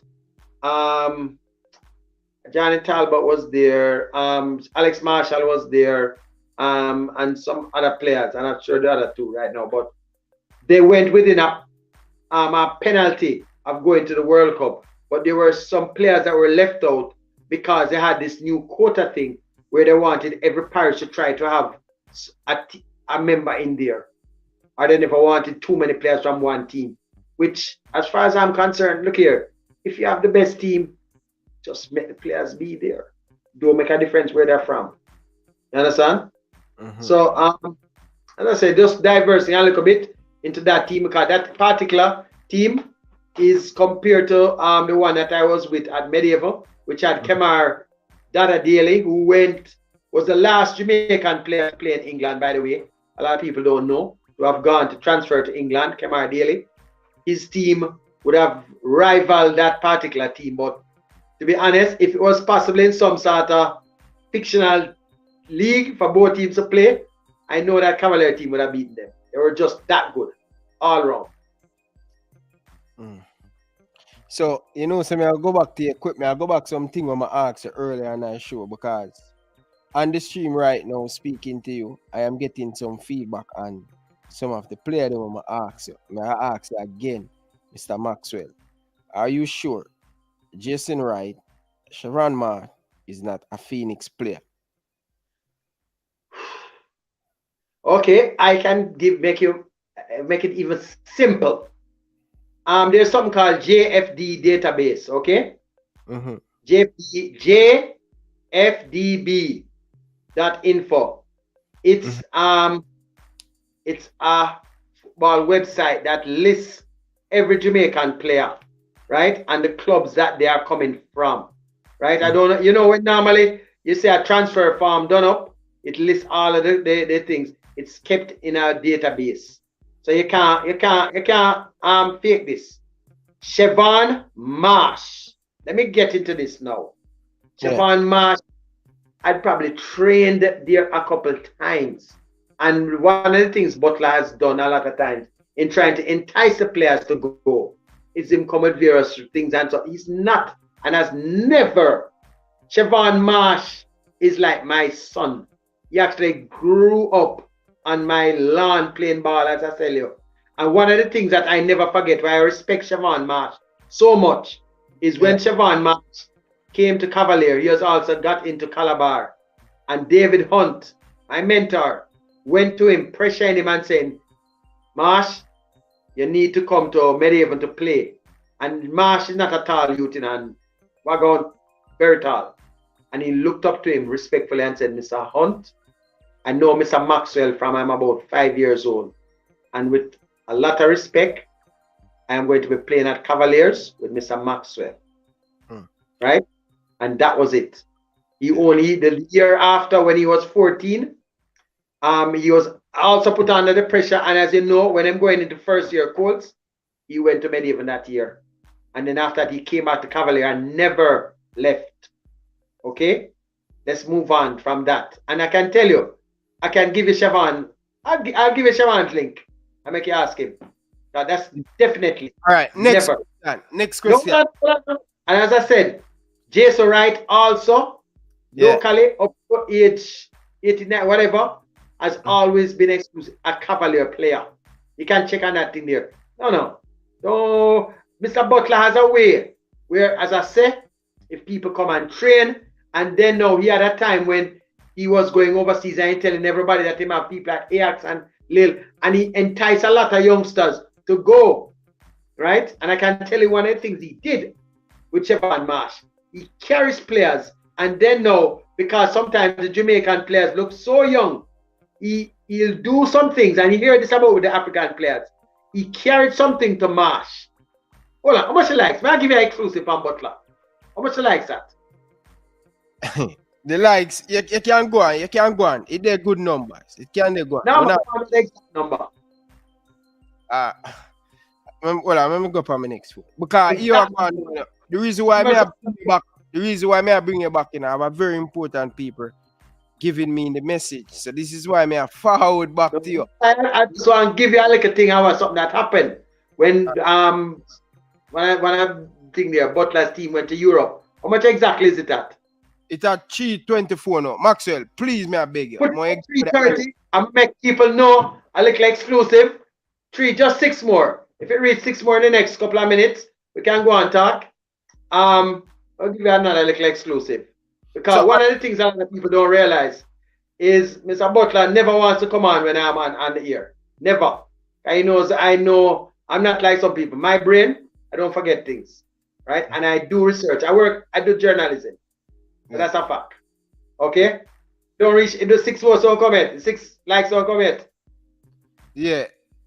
But well, I know. Because may I get the information. That's why see me I call you back on them thing where I say, And more of the people that make sure that is the truth. Alright. We reach 31 now. We reach at 331. Okay.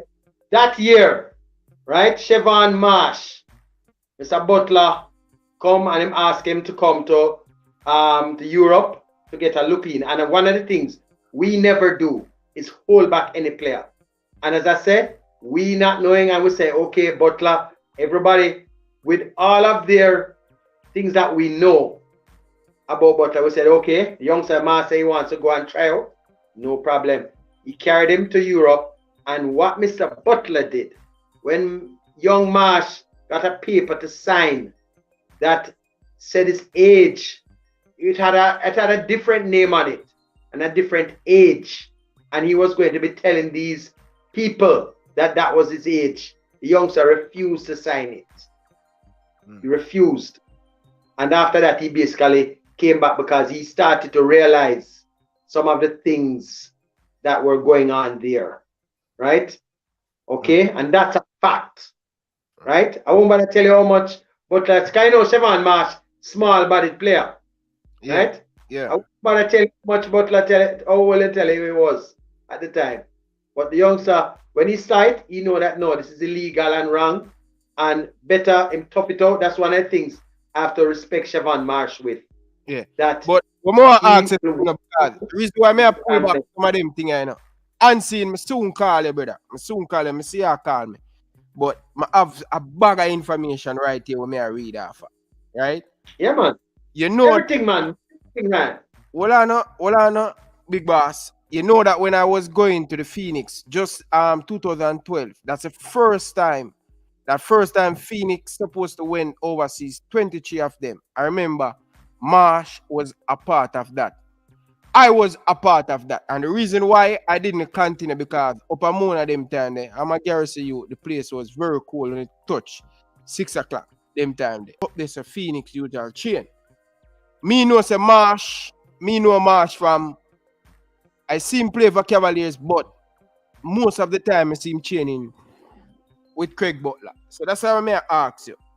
He went to Europe with Phoenix Academy. You know that? I just told you. I told you what right. I told you exactly. When you say most of the time, you know, you have to get it in perspective, you know. I can tell you the exact, it was a small window period when he was trying to say, okay, he's hearing something and Butler is coming to tell him, yeah, man, he can do this and he can do that. And that's how it happens a lot of times until people find out the truth. So why window? Because people, let me tell you this straight. I was traveling. I didn't went with the Phoenix team the first time, but I was a part of the training with Bailey and the whole of them. So it's not because I think he's not a Phoenix player. I don't think Marsh was a Phoenix player, but yet still Craig Butler still give him that opportunity to train with Phoenix and give him that opportunity to go overseas. So me know Marsh, I play under 13 against Marsh. I play under 15, I play under 17, I play under 20, and Marsh were playing for Cavaliers Football Club at the time. See, and I think how much Excelsior money at the time? I think me, Colorado Murray, I think Delante and was at that training session. But anyway, what the question I ask is still that under 17 team, why Bailey couldn't make the under 17 team, the Maxwell and simple thing. Hold on. Now I'm gonna tell you why. Yeah. Hold on. Which under 17 now? That particular one? The last under 17 man. The one under 17 we're talking about with Marsh and all of those? No, I'm not talking the under 17. I talk about the under 17 who went to the World Cup. Yeah, that one, no, the one right, the one that had Romario Jones and so on, right? Yeah, with simple reason. Hold on now. It's a simple reason. Simple reason. You want to hear? Go ahead. How much you likes that? Likes at 331 now. Get it up to 336. I'm just like that one now. 5 more likes. I'm gonna tell you why the real reason why Leon Bailey could not have gone with that team and why he was held back so long and he couldn't have played for Jamaica before he reached, I think it was under 20. I'm going to tell you the reason. Get the 5? Yeah, people like up the thing, people, because Maxwell like when the show like up people. You understand? People just like it up and make him run it. Hold on. Ran, give me a second. Hold on there. All right. Yeah, you hearing me? Yeah, man. Okay, hold on. Let me just make a little adjustment because just give me a second there, Ryan. Hold on there. Yeah. Okay. I was same. Okay, same way, right? Yeah. Okay, listen now. The reason why Leon Bailey was unable to go to the World Cup that particular year, right? Yeah. Was a simple reason. Very, very simple reason. He was too young. Okay? It's simple as that. Leon Bailey, that particular year, was I think he would have been about, I don't want to make it a lie answer. He could have been about 14. Not 100% sure. And not 110% sure. I don't want to say yes, but he was he was way too young, right? And when I mean way too young, it really wasn't up to the standard. It's the same thing with what Craig Butler. Craig Butler saying that, okay, Whisper can play for the Jamaica senior team. Come on. You understand? You know, it was impossible for at that time for him to play. And one of the problems with him also is that he's an odd year player. And that now also is an issue. That players that are born at a certain time is something that I most time when you have players in under 17 squads, right? You hear me? Yeah, yeah. Most time when you have players in under 17 squads, they are going to be born an even year. Mean that like, okay, for the under 17, they would be born, say, or just saying that's 2004, I'm not sure right now, but they're going to be born even year, meaning they're going to be 17 in that year. So this has to do with the age, because the maturity and the development of certain players, a 16-year-old and a 17-year-old, there's a vast difference. So unless that player is so exceptional, right, it can't work. And if I remember clearly, I think when Leon came, he was probably about 14. 14, he was trying to get in, compete. Either 14 or 13, he was trying to compete with these 17-year-old guys at the time, which was ridiculous. So, you know, he had other guys there, like I think Kevin Atkinson. He was quite good. He didn't get through. They had looked at him and he had some other issues. He could have probably gotten that team with better guidance. Yeah. But Bailey and his son were definitely, they could not have made it that year. Because they were like 3 years out of the age range for that year. Right? Because me remember, you know, remember when remember when Eddie Siago was so upset when Junior Flemings didn't go to the World Cup. Ryan, give me a minute. I'm coming out and I'm coming back. Yeah, just give me a second there. Yeah. All right. Yeah. Just give me 1 minute, please. Yeah, people, like up the thing. People, let me tell you something. I remember when Eddie Siago, because as I say to no people, you see that year, that under 17 World Cup team, and me should have been the #1 goalie, but just true, you don't know. And this me not saying a brag or nothing. Coach Boris Johnson can tell you, because I'm help prepare that team. I was true and true, right true, with that under 17 team. You don't know. Yes, hear Maxwell talk about politics. I tell you,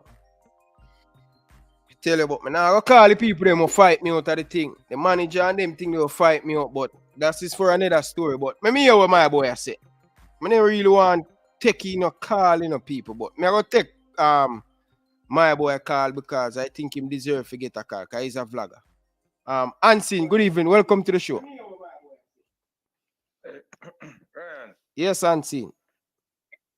Yeah, you hear me? Yeah, you know, Paul talk about Karim Paris. You know, one team in play for in a center. When you transfer from Marcus Garvey and come say catch it, see? Them call him magician.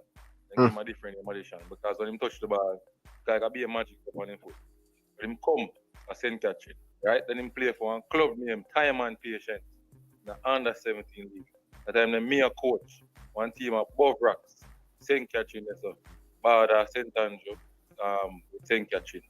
See me? or play against him. Right? Karen Paris play for a team in a St. Catherine. And not only Cavaliers build the youth. See me? Yeah. Me never know say they play for a club of St. Anne's. So two teams that before him reach Cavaliers. Okay. You understand? Yeah. Plus him play for Dintil. Then get a portion of development they set up before him with Cavaliers. The man needs to talk the truth, Bridget. Okay, I will tackle him about that when him come back. Yeah, so when the man them tell lie about you see what I'm saying? And one next thing me want to talk about Ian Bailey, too young. What kind of thing that? Yeah. Yeah, but Bailey how much at the time? Yeah, but my boy Junior Flemings are the same thing. The reason why Junior Flemings didn't go to the World Cup. No, he went. No, Junior Flemings didn't go to that World Cup there. Not that one. No, I'm going to go to that one. Junior Flemings not going to World Cup with Jamaica, brother. We know that. Me I tell Maxwell, cause the World Cup where I think Leon Bailey and my boy are the same age, you know, Junior Flemings. Was in there. Ryan, look here. Yeah. You know when you have CHO? Yeah. All right, just make. All right, hold on there. Half time, a Maxwell interview. You're going to have somebody going on come on in a couple minutes. Why enter them in the studio here? This is like when somebody bring on a special guest artist. Him soon come in. You soon see him. Just let him in when him asks, yeah? All right. This one, how much you likes that? Brother, this is a Chief 44, but hear me I say Maxwell. Remember 350, and they're going to bring in somebody going to come in that going to tear down the place. So Maxwell, 350. Maxwell, hear me I say, remember you met the person. Just call me from overseas. Exclusive. Well, I know you make him come in, not Ryan LFC. You tell him say more come on because I send the link to him, man. Just are you for letting me in the studio? No, more no say if it's okay, come on and toss up like the last time, brother. No, hey, look here, the man called me, so you must know that he come from overseas.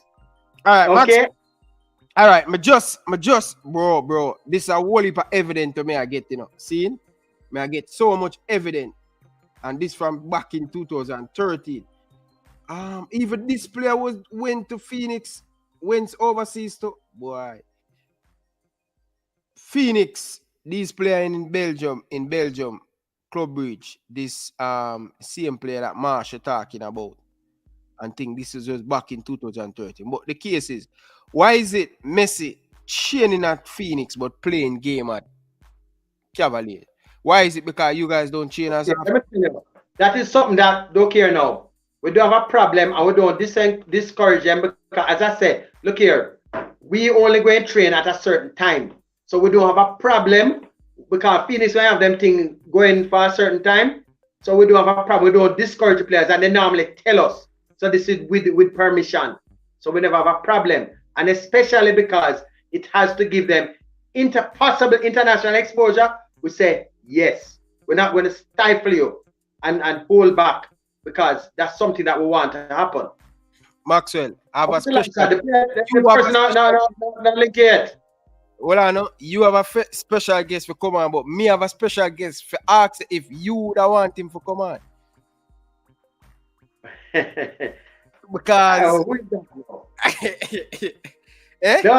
no, one person we want to talk to right now, it's a particular overseas player, and he want to bring in first. He want to say something. All right, I'm gonna bring him in, but I ask if the individual, if what they want him on video call or you want him on the show, or it's just your show for just the year thing. It's up to you. Why make the mistake like I made the last time, brother? It's up to you, and if you say you have the final say, I'm just going to leave it. Look here, one particular person messaged me a while ago saying, "Want come on the show," so I want basically talk to. All right. I'm going to the leave same it person. No problem. All right. But Maxwell, may I see some really let me see something. This was back in 2017 under 17 World Cup. 5 young player. Maxwell. May I get receipt? May I get a week or receipt? Waiting for the Cavalier legend to come into the thing, you know. Okay. I wait for him. It might take long. It might take too long to fix up backstage. Boy, man, I tell you, bro. Don't want to make the mistake like that. But may I wait for your Cavaliers? May I wait for your Cavaliers because so Cavalier legend, they have the decade, the top Cavalier player for the decade. Message me, send the link. He's supposed to come in. He never had planned to do it, but hopes I may come in and thing, you know. But is it a case that some of Craig Butler player them? The reason why they didn't be a part of that under 17 team or any player going forward? Under 17. No man, it's because some of Craig Butler player them, right? Because players have played for Jamaica, you know. His son has played, Leon Bailey has played. No man, that a long up. When him know only tournament my boy playing under 20 for Jamaica, you know. Yeah, youth level, yeah. Bailey play under 20 and under 23 also. He was in the under 23 also. Yeah. No, but me I talk about some particular player them they leave your club because them now go get picking at the under 17 team, so them come to Cavaliers. You don't have none of them. Where? Hold on, what you say? They leave where? They leave Cavaliers, they leave Phoenix. Just forget their national team and they leave Phoenix and come. One player you say that is. Who is that one player? Tell me one. May I ask you? None. None. None. You sure None. about that? 110% sure. Tell me the name of one and I can tell you exactly how they reached there and everything. So, Jason Wright and let me start. You can stop right there. Jason Wright. Jason Wright, I have seen him from before. I went to the coach at Heidel and I spoke to his father, right? Jason Wright's father and Mr. Speed and myself, when he did not get into the under 17 team initially, I remember that we drove down to Montego Bay to watch the Jamaica team when Jason Wright didn't get into the team, because at that time a lot of people don't even remember. Mr. Speed never have no say in anything at all, right? Next, remember me to ask them question about them particular player, you know. So I'm telling you, so Leon Bailey didn't play for correction for both of us, and Leon Bailey didn't play under 20 for Jamaica and play under 23. Yeah. One match. In play one match. One match. Okay, yeah. Yeah, in play one match. See? And this same player that usually play for Harborview, he played for Jamaica. He usually go KC, man. Romaro Williams. Player. You sure he's not a Phoenix player at no time? Let us get it in context here now. Ryan, are you a Phoenix player? No. No. Ryan, I'm going to ask you again, no. Why are you not a Phoenix player? Didn't you train there? Yeah. That is what Craig Butler uses to, and say if somebody goes there and trains, he just uses it and slaps that on them. I've seen him put the names of certain players who have only trained, or who some of them who got one session. Some players who him only talk to in a parking lot. And him say, you know, it's a Phoenix youngster. Youngster, I say, yeah, man, Mr. Butler, I might come and this. And the youngster has never actually turned out for him. You know, so you have to be just, as I say, I'm not taking anything from Mr. Butler, but he just needs to be above board and be straight up. You understand? That's all. I'm not taking anything away. But don't go out and try to discredit anything and say, because that is not so. Because, as I said, that particular time, what we're talking about, there was no power that anybody had to help anybody get in any Jamaica team. If that was so, Chevon Marsh, the premier Cavalier player from that time, would have been the first player that would have been into that Jamaica team that went to the World Cup.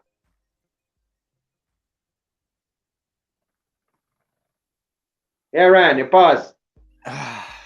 Yeah. Man, wow, bro. My boy say him is a Phoenix player, bro. My boy, the big striker, what's his name? Jason Wright say he's a Phoenix player.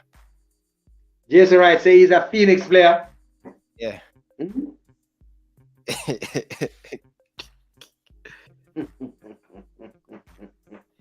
So they must say yo, like they might watch a video, you know. They might watch a video. You gotta watch a video. Me know.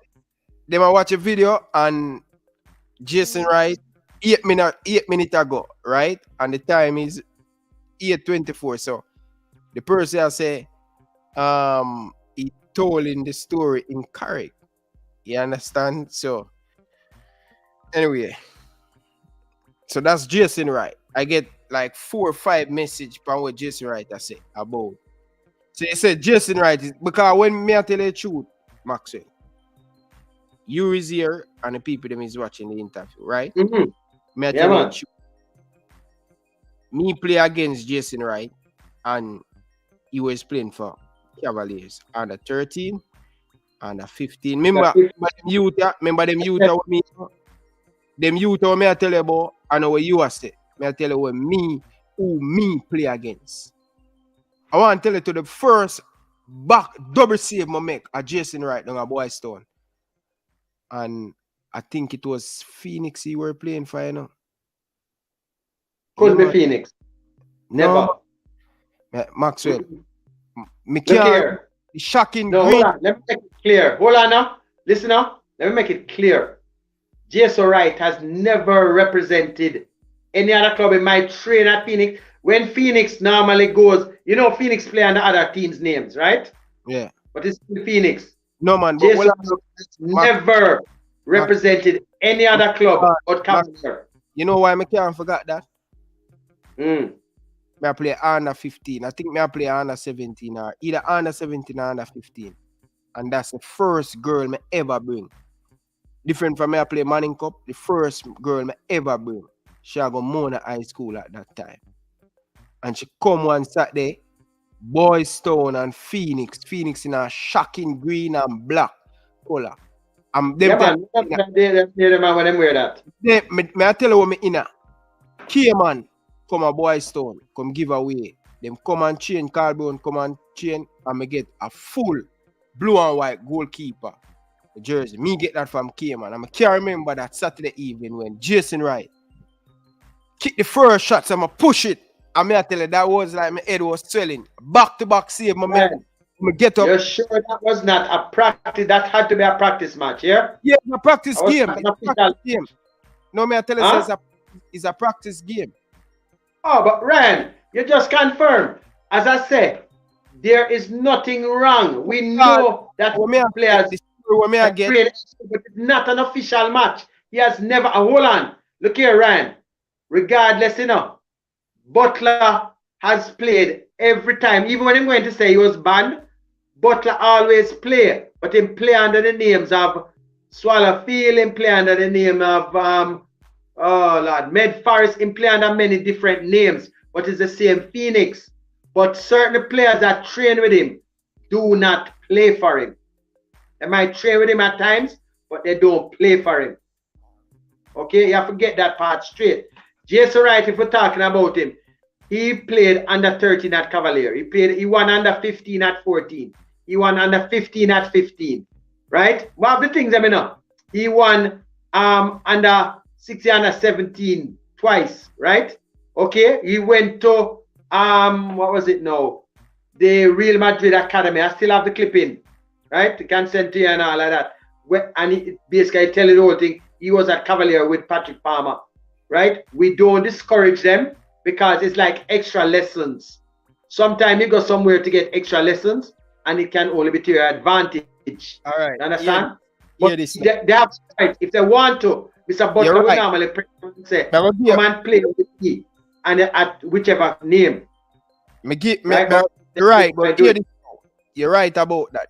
You're right about that. Jason Wright play only practice game because they Well, I know he have to play for Cavaliers. They don't have to. He could easily play elsewhere. Because look here, don't make people fool and say, oh, I'm have to get the national team and play. Because try remember, at 13, 14, 15, 16, there's no national team around at that time there. He can easily do otherwise. You remember Jason Wright went to Real Madrid and chain. I have the clipping still. Farmer. Huh? Which club him playing at the time? Yeah, I'm send it to you. No, man. No.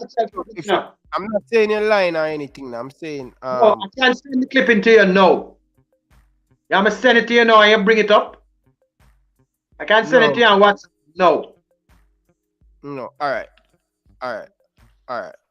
But you know, long more I try to bring the player up on my program, people. And which player is that now? Good evening, sir. Welcome to the show. Hold on, let me remove the banner. You know, long me I try to get a brother up on my show, Maxwell, and you find him come here. Oh, that the closing act. Fix the camera, my boss. Fix the camera. Spin around the camera.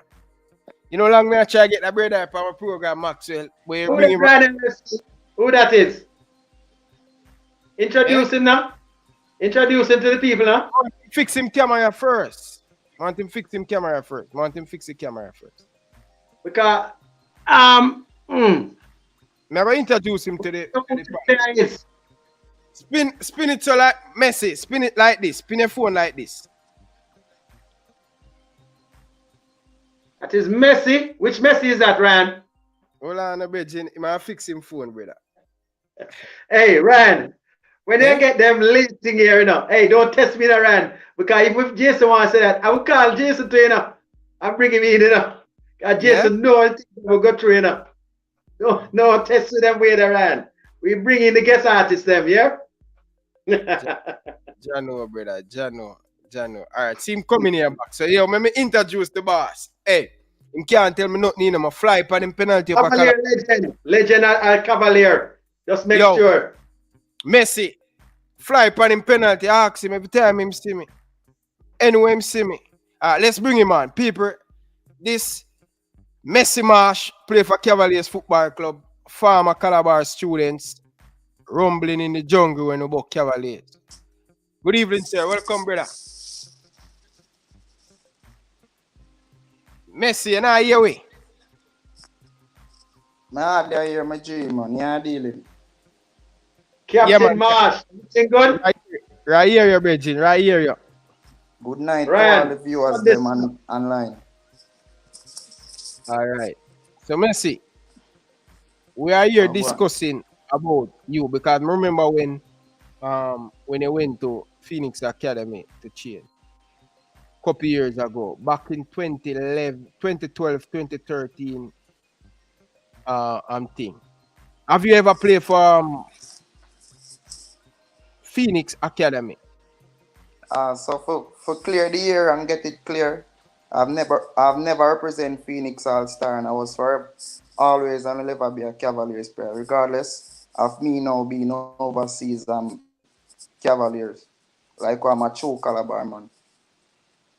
Okay, fair enough. But you still appreciate the opportunity that Craig give you. Which is right. Me have to highlight that because I appreciate every opportunity that I've presented in front of me, and Craig Butler give me a big opportunity to get to Europe, and it did a lot to me because I've learned and grown a lot over the period since then.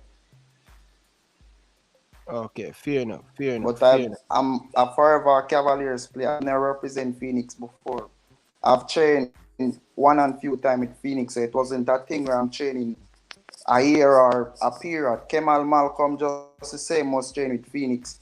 Leon Bailey, Kevin Atkinson, Harry, that's all training with Cavaliers. Is them a Cavaliers player? No, they have never represented Cavaliers before, but they do train with Cavaliers. Okay. So to bring you back to grass, as I wasn't really watching the program, but I've heard because people, sending my message and stuff, and I've grown in the backyard of Maxwell. He my development from a tender age. Bobby, Yeah. maybe you don't familiarize with this person, but you have a lot to do with my growth from a tender age at 7, 8, 9, 10. Likewise, Maxwell, who brought me to, Cavaliers, and the rest is history. Rudolph Speed, just the same, a godfather. All right. Thanks, Bridget, for know that you come on the air and clear it. Many people will sit on here and think Mr. Maxwell is lying and stuff. But tell me something, because I know you're a part of my generation playing in Jamaica under 15 Messi. No, but before we even got there, so remember the last game I remember play against you. I score a free kick in the final against you about 30 yards, remember? No, nobody do me that for my show, brother. Nobody do me that.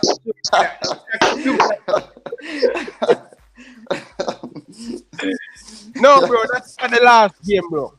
The last game I'm play against you up at Excelsior. Remember the free kick there? Oh, when I get to a 5-1 or something like that, I don't remember. Bro, we get red card, bro. We get red card, bro. You might come for me show and I done my people. You see, but Messi, what may I tell the people them still? Me playing in Jamaica, I think Cavaliers is the best team. They dominate from under 13, under 15. Always have the best player them. So when me sometimes even now, that's why I don't even kick up rumpus when me and people say, yo, Cavaliers have 13 playing in the national team. No, I know from a longer time, Cavaliers, whether Rudolph Speed are part of the JFF, no, but then it wasn't a part of the JFF. I know Cavaliers always produce. No, but if I remember, you also, I can remember, I think you trained a couple times with us as well, so you know the crop of players have been around, bro. Yeah, I know even the way name the thing, but Jason Wright, you play with Jason Wright. So which team Jason Wright play for? If you are being part of Phoenix, go overseas, which team him really play for? He was always a Cavaliers player. Okay. And I remember one time Jason Wright did leave because of some little thing and go play maybe 6 months at Waterhouse. Then come back to Cavaliers, but outside of that, Jason Wright have never been anywhere playing. Jason Wright trained with Phoenix. I think, honestly, as an outside issue now, the football not really growing. Too much people want to be the man. Like, if we should come together as a nation and the elite, because Craig doing a great job at Phoenix. Craig have Leon Bailey, maybe the best player Jamaica produced over the years, doing well in Europe and stuff. So if Craig Butler, Rudolph Speed, Fuzzy, the elite coach them could come together and make it work than wanting to control things, to be the man. That's one of our biggest issue. Everybody want to be the man, want the credit, this, that, like, come on, don't give opportunity just to come on here to say, I give this player the opportunity. Give it because you want a better for the player and the country. Because the more player we have outside playing, the better for the development of the younger player them. Because at least they can look to something. Oh, I'm train with this player. I want to be like a Leon Bailey, a Raheem Sterling, a Daniel Sturridge, a Kaim Parry, Tamar Nicholson. Opportunity. So it's not a bad thing. But then the lies and stuff I don't like. So I have to come here to clear the ear to say I'm a Cavaliers player. Outside of Cavaliers, I started my career at Constant Spring, my home. I'm playing under 13 and around 7, 8 year old. Then I went to Cavaliers from there, and Maxwell was always a part of my life and will forever be a part of my life. He played a pivotal role. Without Paul Maxwell, I wouldn't be here right now. Yeah. And I'm a person who give credit. Like Butler did something great. It also impact me because then I know what the world have to offer. I know what the world looking for. And if I wasn't with such talent, then I wouldn't get this opportunity from Butler just to see. So it's a give and take situation, and I appreciate it. Okay, so no. The people them doing in the comment section I say, yo, he was a Phoenix player. So not you, sir. You understand? But Messi, you know your ball, I know you have a career still on the line to play some good football. Bridget, my message, your brother. And you know, reply to him on Instagram, brother. You know, I hear my G, I hear, you know. Bridget, my message you for come for your share your story and you haven't replied to me on Instagram. So when my boy bring you here, I'm glad. You sure I mean your message? I mean, I know Messi wherever boss minute, brother. Yeah, talk about Messi, man. No, I'm not see that. Then there's story and there's issue where people have to know, you know, where the journey coming from, the struggles. You know, and you brought out of the art of the garrison to be here right now. I'm just grateful, you know, the opportunity, you know, to be a role model, a mentor, you know, captain Cavaliers at the age of 17, the senior team with so much older players. Be an example. So younger player like Karim Paris, the Jamai Tope, the Alex Marshall, the Nicholas Hamilton. You know, there's somebody they could look to, a leader. Yeah. Right. I learned a lot from Mr. Maxwell, you know. Yeah. But I tell the people them say, Maxwell is a very good, one of the best coach. Me know always have talent, but I don't know why the coach in Jamaica hard than Maxwell. Say Maxwell always a take away player them. But Messi, this is not for you. Yeah, go ahead, Messi. Yeah. Go ahead. For me, as I indicate before, I think one of the biggest issues is that people fighting for power. Mm-hmm. And that's, you know, damaging the football in Jamaica. Instead of we come together, we fighting for power. Who want to be the person on the top? I'm in control. Everybody should listen to this. No. If great minds come together, it can work. Fair enough. Yeah, man. Love that message. Love that. Yeah. Most definitely, man. Most definitely. Hey, Maxwell. Anyway, Messi, really appreciate you coming, Virgin. I'm not going to keep you any more longer, but look up. I'm going to send you a next message by now in the morning, Virgin. So I needed to come on the show, brother. Come share your story. I'll give you a proper contact, man. Here, I'll give you a proper contact. I met the link. All right, and I say nothing. Messi, thanks, man, for coming and clear the air, Virgin. But what is going on in your career right now, Virgin? When? No, I don't understand. Yeah, what is going on right now? Where you at now? In where you at now right now? Currently, I'm in Costa Rica playing. You know, due to some situation with immigration and permit. You know, I'm not physically active because I'm getting my papers together. No, but that's the situation. So until then, you know, I'm just outside the pitch, you know, training with the team. So as soon as my permit, you know, is ready, then I can be back on the pitch, you know, doing what I do best, you know, providing the goals, assists and stuff. So yeah, most definitely. I'm waiting on that situation to fix. All right. That's the only question. Whatever you want to know, it's no problem. Ask. Maxwell, anything?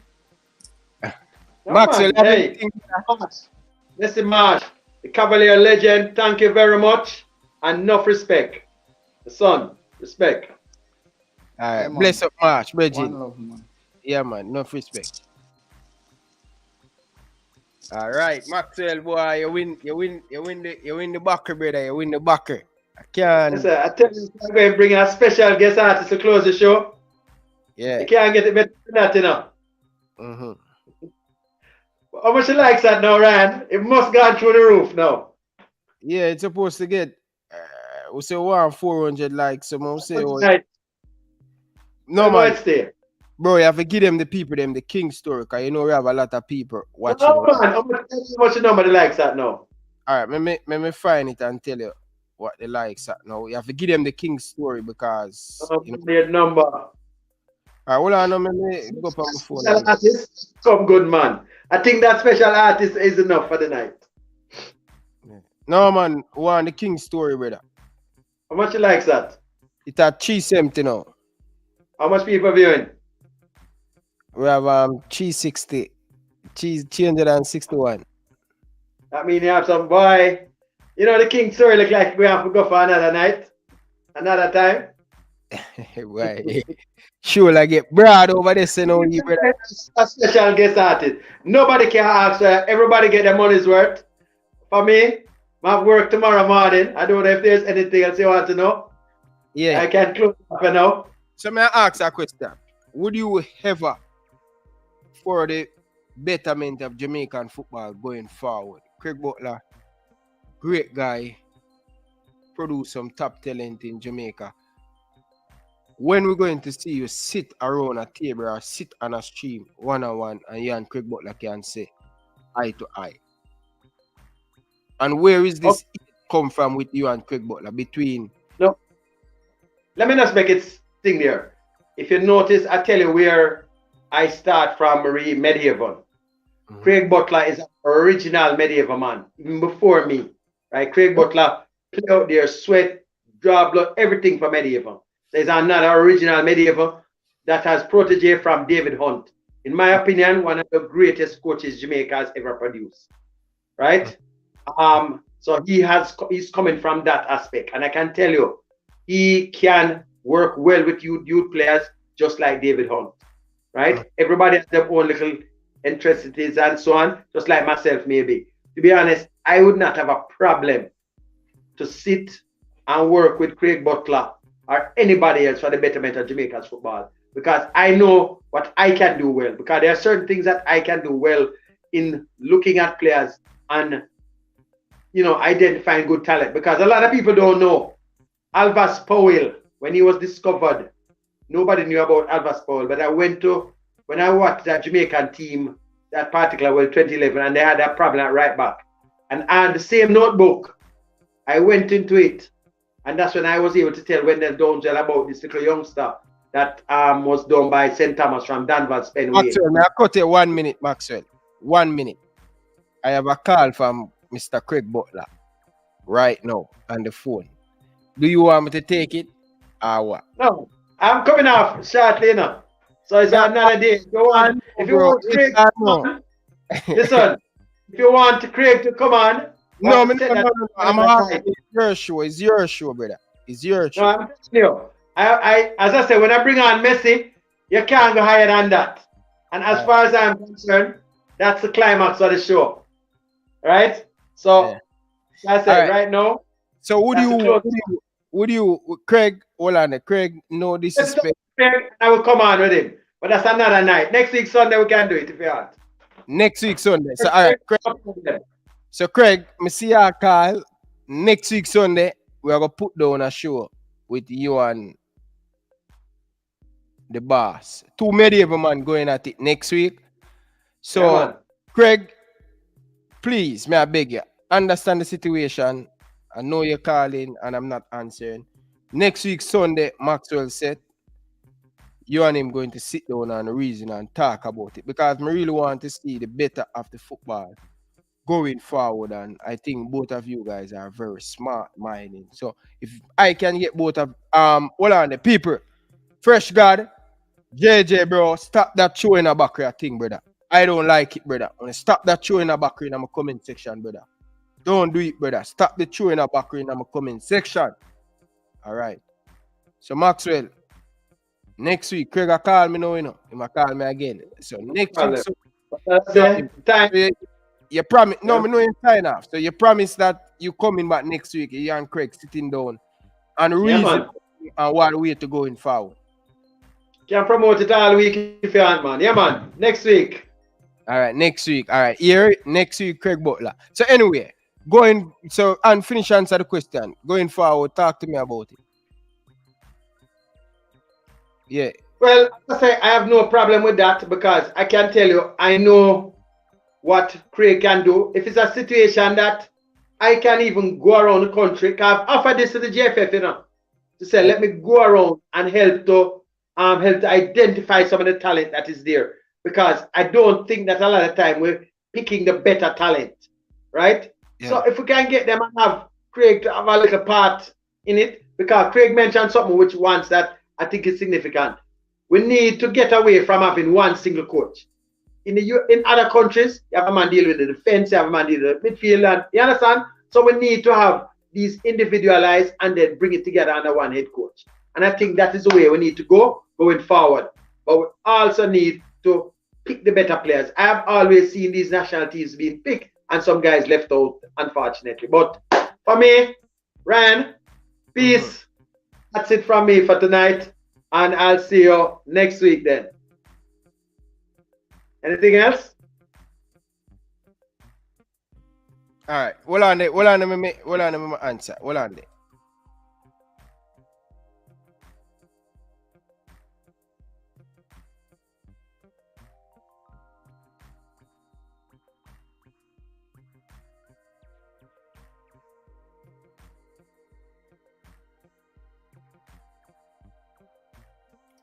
Where is it? Man, I dropped the microphone now. I gone, man. Yeah, next week. Craig, next week, Yanim will talk. Yanim will discuss and sit down. I will not speak to Maxwell, period. Say, but for the betterment of the football, no, Craig, for the both on the city. I'm not interested in speaking with Maxwell. Why? Because he's a liar and he's unethical.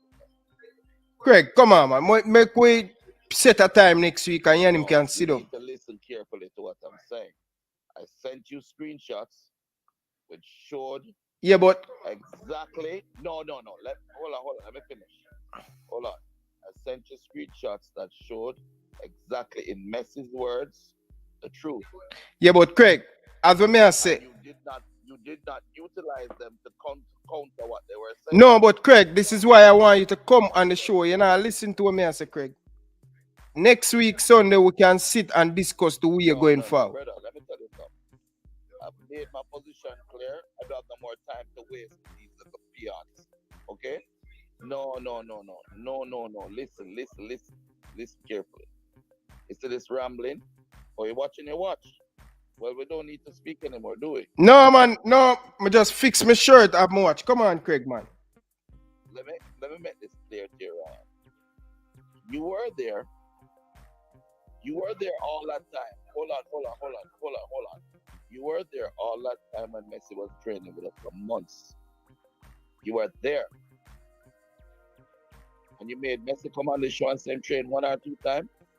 Messi was with me in Europe for 3 months at my expense, knowing full well that any signing he would have gotten, all funds would have gone directly to Cavaliers. I did it for the youth. Yeah, but Craig, I asked, remember, you know? No, but Craig, Messi came on the show and said him train 1 or 2 times. I sent you screenshots where the youth literally said the opposite of it, and you did not use it. No, Craig, but listen what Craig, listen up, Craig. That's what I tell you, say, come and we'll sit down next week, Craig. We can do it a good way, Craig. Come on, Craig. Sit down next week. Listen, that Messi Marsh, I have never said that he's a Phoenix player. No, but I said, remember, you said it, I'm say, remember, you're not listening to the video, Craig. I've said that he has trained with Phoenix. Yes, but I said that, Craig. Craig, just come. Just listen, Craig. I'm telling you, just come. We sit down because we can do it a good professional way. With speed. Hold on, Ryan. No, let me finish. Let me just say what I have to say. I hear you. Let me say what I have to say quickly and then I'm done. So that last show with speed, it was below. I lowered myself to a level I should never have. Speed is not in my league, right? I have done everything that I've done to do the best for this country and for the youth of this country. They have continued to violate FIFA rules on conflict of interest, and they have continued this game. I don't need to do it. I've made my point. Yeah. I've made my point. You cannot have a man who is the owner of Cavaliers Football Club also be the chairman of the technical committee that chooses the coach for the national team. Yeah? Leon Bailey has suffered from it. Leon didn't play until under 23. Kyle has suffered. Kevon has suffered. Every player has suffered. Romario Williams left Phoenix. He was into the national team. Sean Laws left Phoenix. He went straight into the national team. Jason Wright played for Cavaliers. He was into the national team. The minute Jason turned 18 years old, he took a flight to Europe because his dad would not allow him to play for anybody else but Cavaliers. Yeah? Now, I am hoping that that same man that you're talking to over there did a video. What's his name? Maxwell, saying that he totally recommends me for presidency of the JFF. That man that you're talking to. All right, Craig. So I don't want to deal with any little Spaniard machete or sideways man. Craig. My wife is very upset at me that I even did that thing, and I'm never gonna do another one. All right. So trust me, we're done with that. All right, Craig.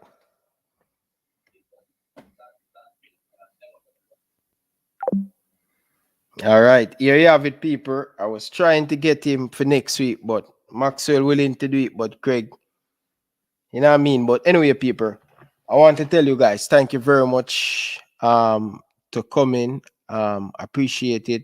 Appreciate everything. I try my best, you know. Maxwell said he's willing to sit down and talk, you know, and Craig said him speak to his wife, and it's not going to work. But Maxwell, bro, thank you very much for the time. Messi, thank you very much for the time. I appreciate all of you guys coming out and thing. You know what I mean?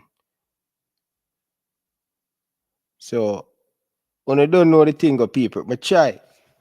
My intention is to get the man them to talk about the thing. This is not about a hype for me or anything.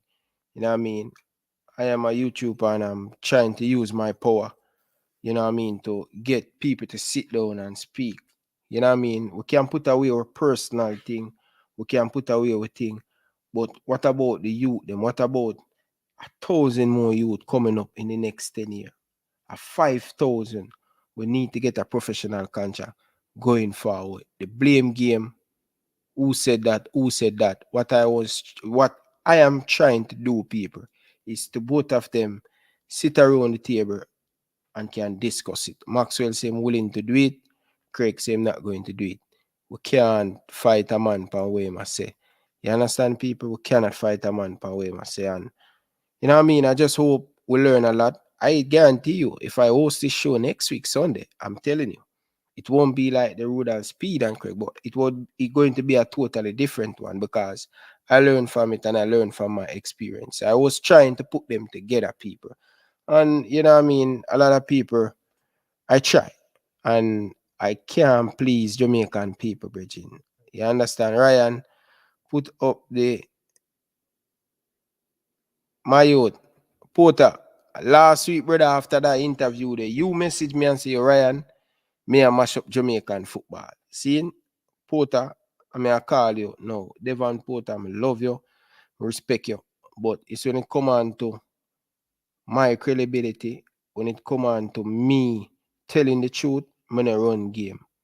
I'm gonna play game. Last week, as I come off the phone, you were the first person to call me and say, me, I try mash up Jamaican football. Wish I accept that I put up my hand, I wrong, I did things what I shouldn't do, and I make people say things about people when I shouldn't, when I could have do better, but I never have the experience, and I'm glad I get the experience and I'm willing to do a next one. But Porter, stop the blasted foolish, brother. Yeah, big man, brother. Stop be like a boaty, brother. You're all over the place. You understand? I'm forgot for telling you. People, I will bring that exclusive on King for you guys. I will get it. I will get it and put it in our video. Right? But Porter, Virgin, Relax, my youth. Relax. As a elder woman, respect, brother. Relax, bro. Stop swing from boaty to boaty, brother. Stop that, brother. Me no like boaty, brother. Be a man, brother. Stand up on your foot and anything when you say, brother. You understand? Stop it, brother. Last week you messaged me at the first one to message me and say, Ray. I accept say yo. Me wrong, I accept say yo. Me do something where me young. And at first me have two big people who have ego on the show. And me wrong. I'm gonna come back and I'm make another video about it. Clear the air and say people me could have angle it better, me could have do things better. Now me I try to get the two man them to come and sit down and talk about the thing. And then you are tell me, say, me for send the man the link, brother, where I don't want the same thing to happen like the last time, brother. Come on, bro. A full time now, we as people need to realize, bridging, and wake up, bridging, and stop the foolishness, brother. I am all about for Jamaican football to get better. Not I do. Not I do. I do that. I do that. I do that. I want to start hear the word. We do. We do that. We do that to get it better. You understand? Porter, stop the foolishness, brother. Stop it. If I get so many message where I put out there, you know how much people would are in a problem, bridging? Stop it, brother. You have to remember, you have to remember this thing in a Porter. Nobody now knock on your door, nobody now call you after show, you know. You know how many call me get after that show? Eh? You know how many people call me after that show last week? Sometimes you just talk and you know what go on behind the scene. Supporter, be a man, brother. Believe in a something, brother. If you don't believe in a something, brother, you fall for anything, brother. And me decide say, yo, me nah go make certain mistake I'm gonna make already. You understand? Nah go make certain mistake again.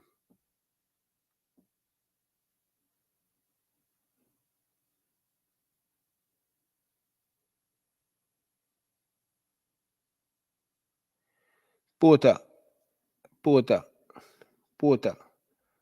don't play with my brother. Don't play with me. I tell you this, brother. Don't play with my reputation. I work hard for this, brother. I'm not gonna make sure you mature with my reputation, brother. So either you stick to a side or you're a boaty, brother. I'm not deal with the boaty thing, my you. Stop it, bridging. I call you upon ear. Respect you. Now say it to you. Because I'm a big man. You're in the comment section and I know where you are here, I say, brother. Same thing with the Jamaican team. Same thing, brother. We gas up too much, brother. No. You cheap Porter, you don't know what I want, Porter. Porter, you don't know what I want, brother. Trust me. Bridging, you don't know what I want. Yeah? Just by sitting here doing this a while ago. You know how much message me get on two of my phone them?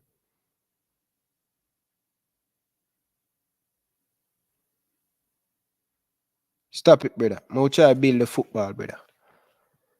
I'll try to build the football. I'll try to build the football. It not gonna work like this. Who do this? Who do that? Who do that?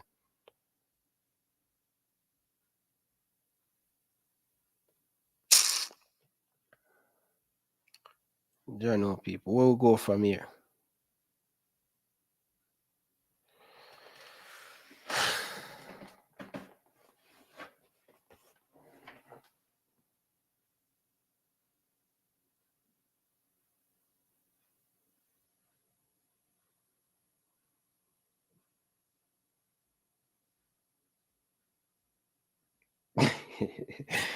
Oh my God. I tell you, people.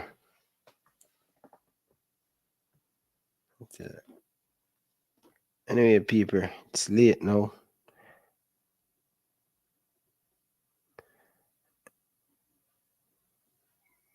Win-win. Can't stay there. You think Porter is a easy man? So as me done this, Porter be the first one for call me. I tell you no. as me done this, Porter be the first one for call my phone. Bet you. Me ask her, tell me, I tell you. He say, if him not call me, he say, if him not call me, him no want to look no way. But me know him a call me, brother. But people, me I go try my best. I go behind the scene and try work on thing. That's all me I say.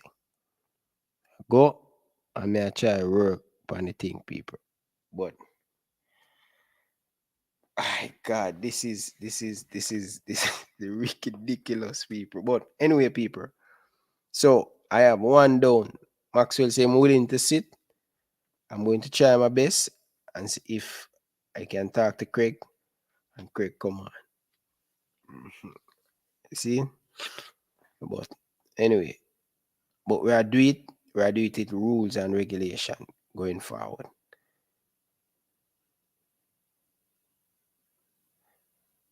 Yeah, man must say no more of this interview. All right, people, no more of the interview. So we're gonna move past this.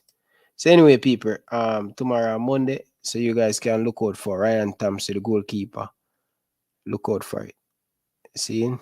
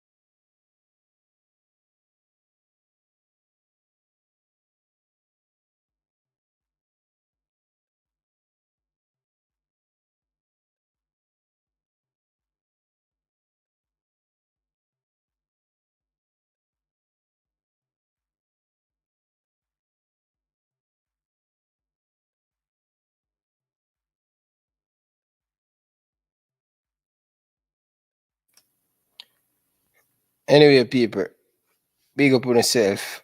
More fight behind the scene. Oh my God. This seat is not an easy seat to sit in, man. I tell you, I said, I cheer it. Craig, I know you listen, Craig. See, all respect to you, Sir Craig Butler. See,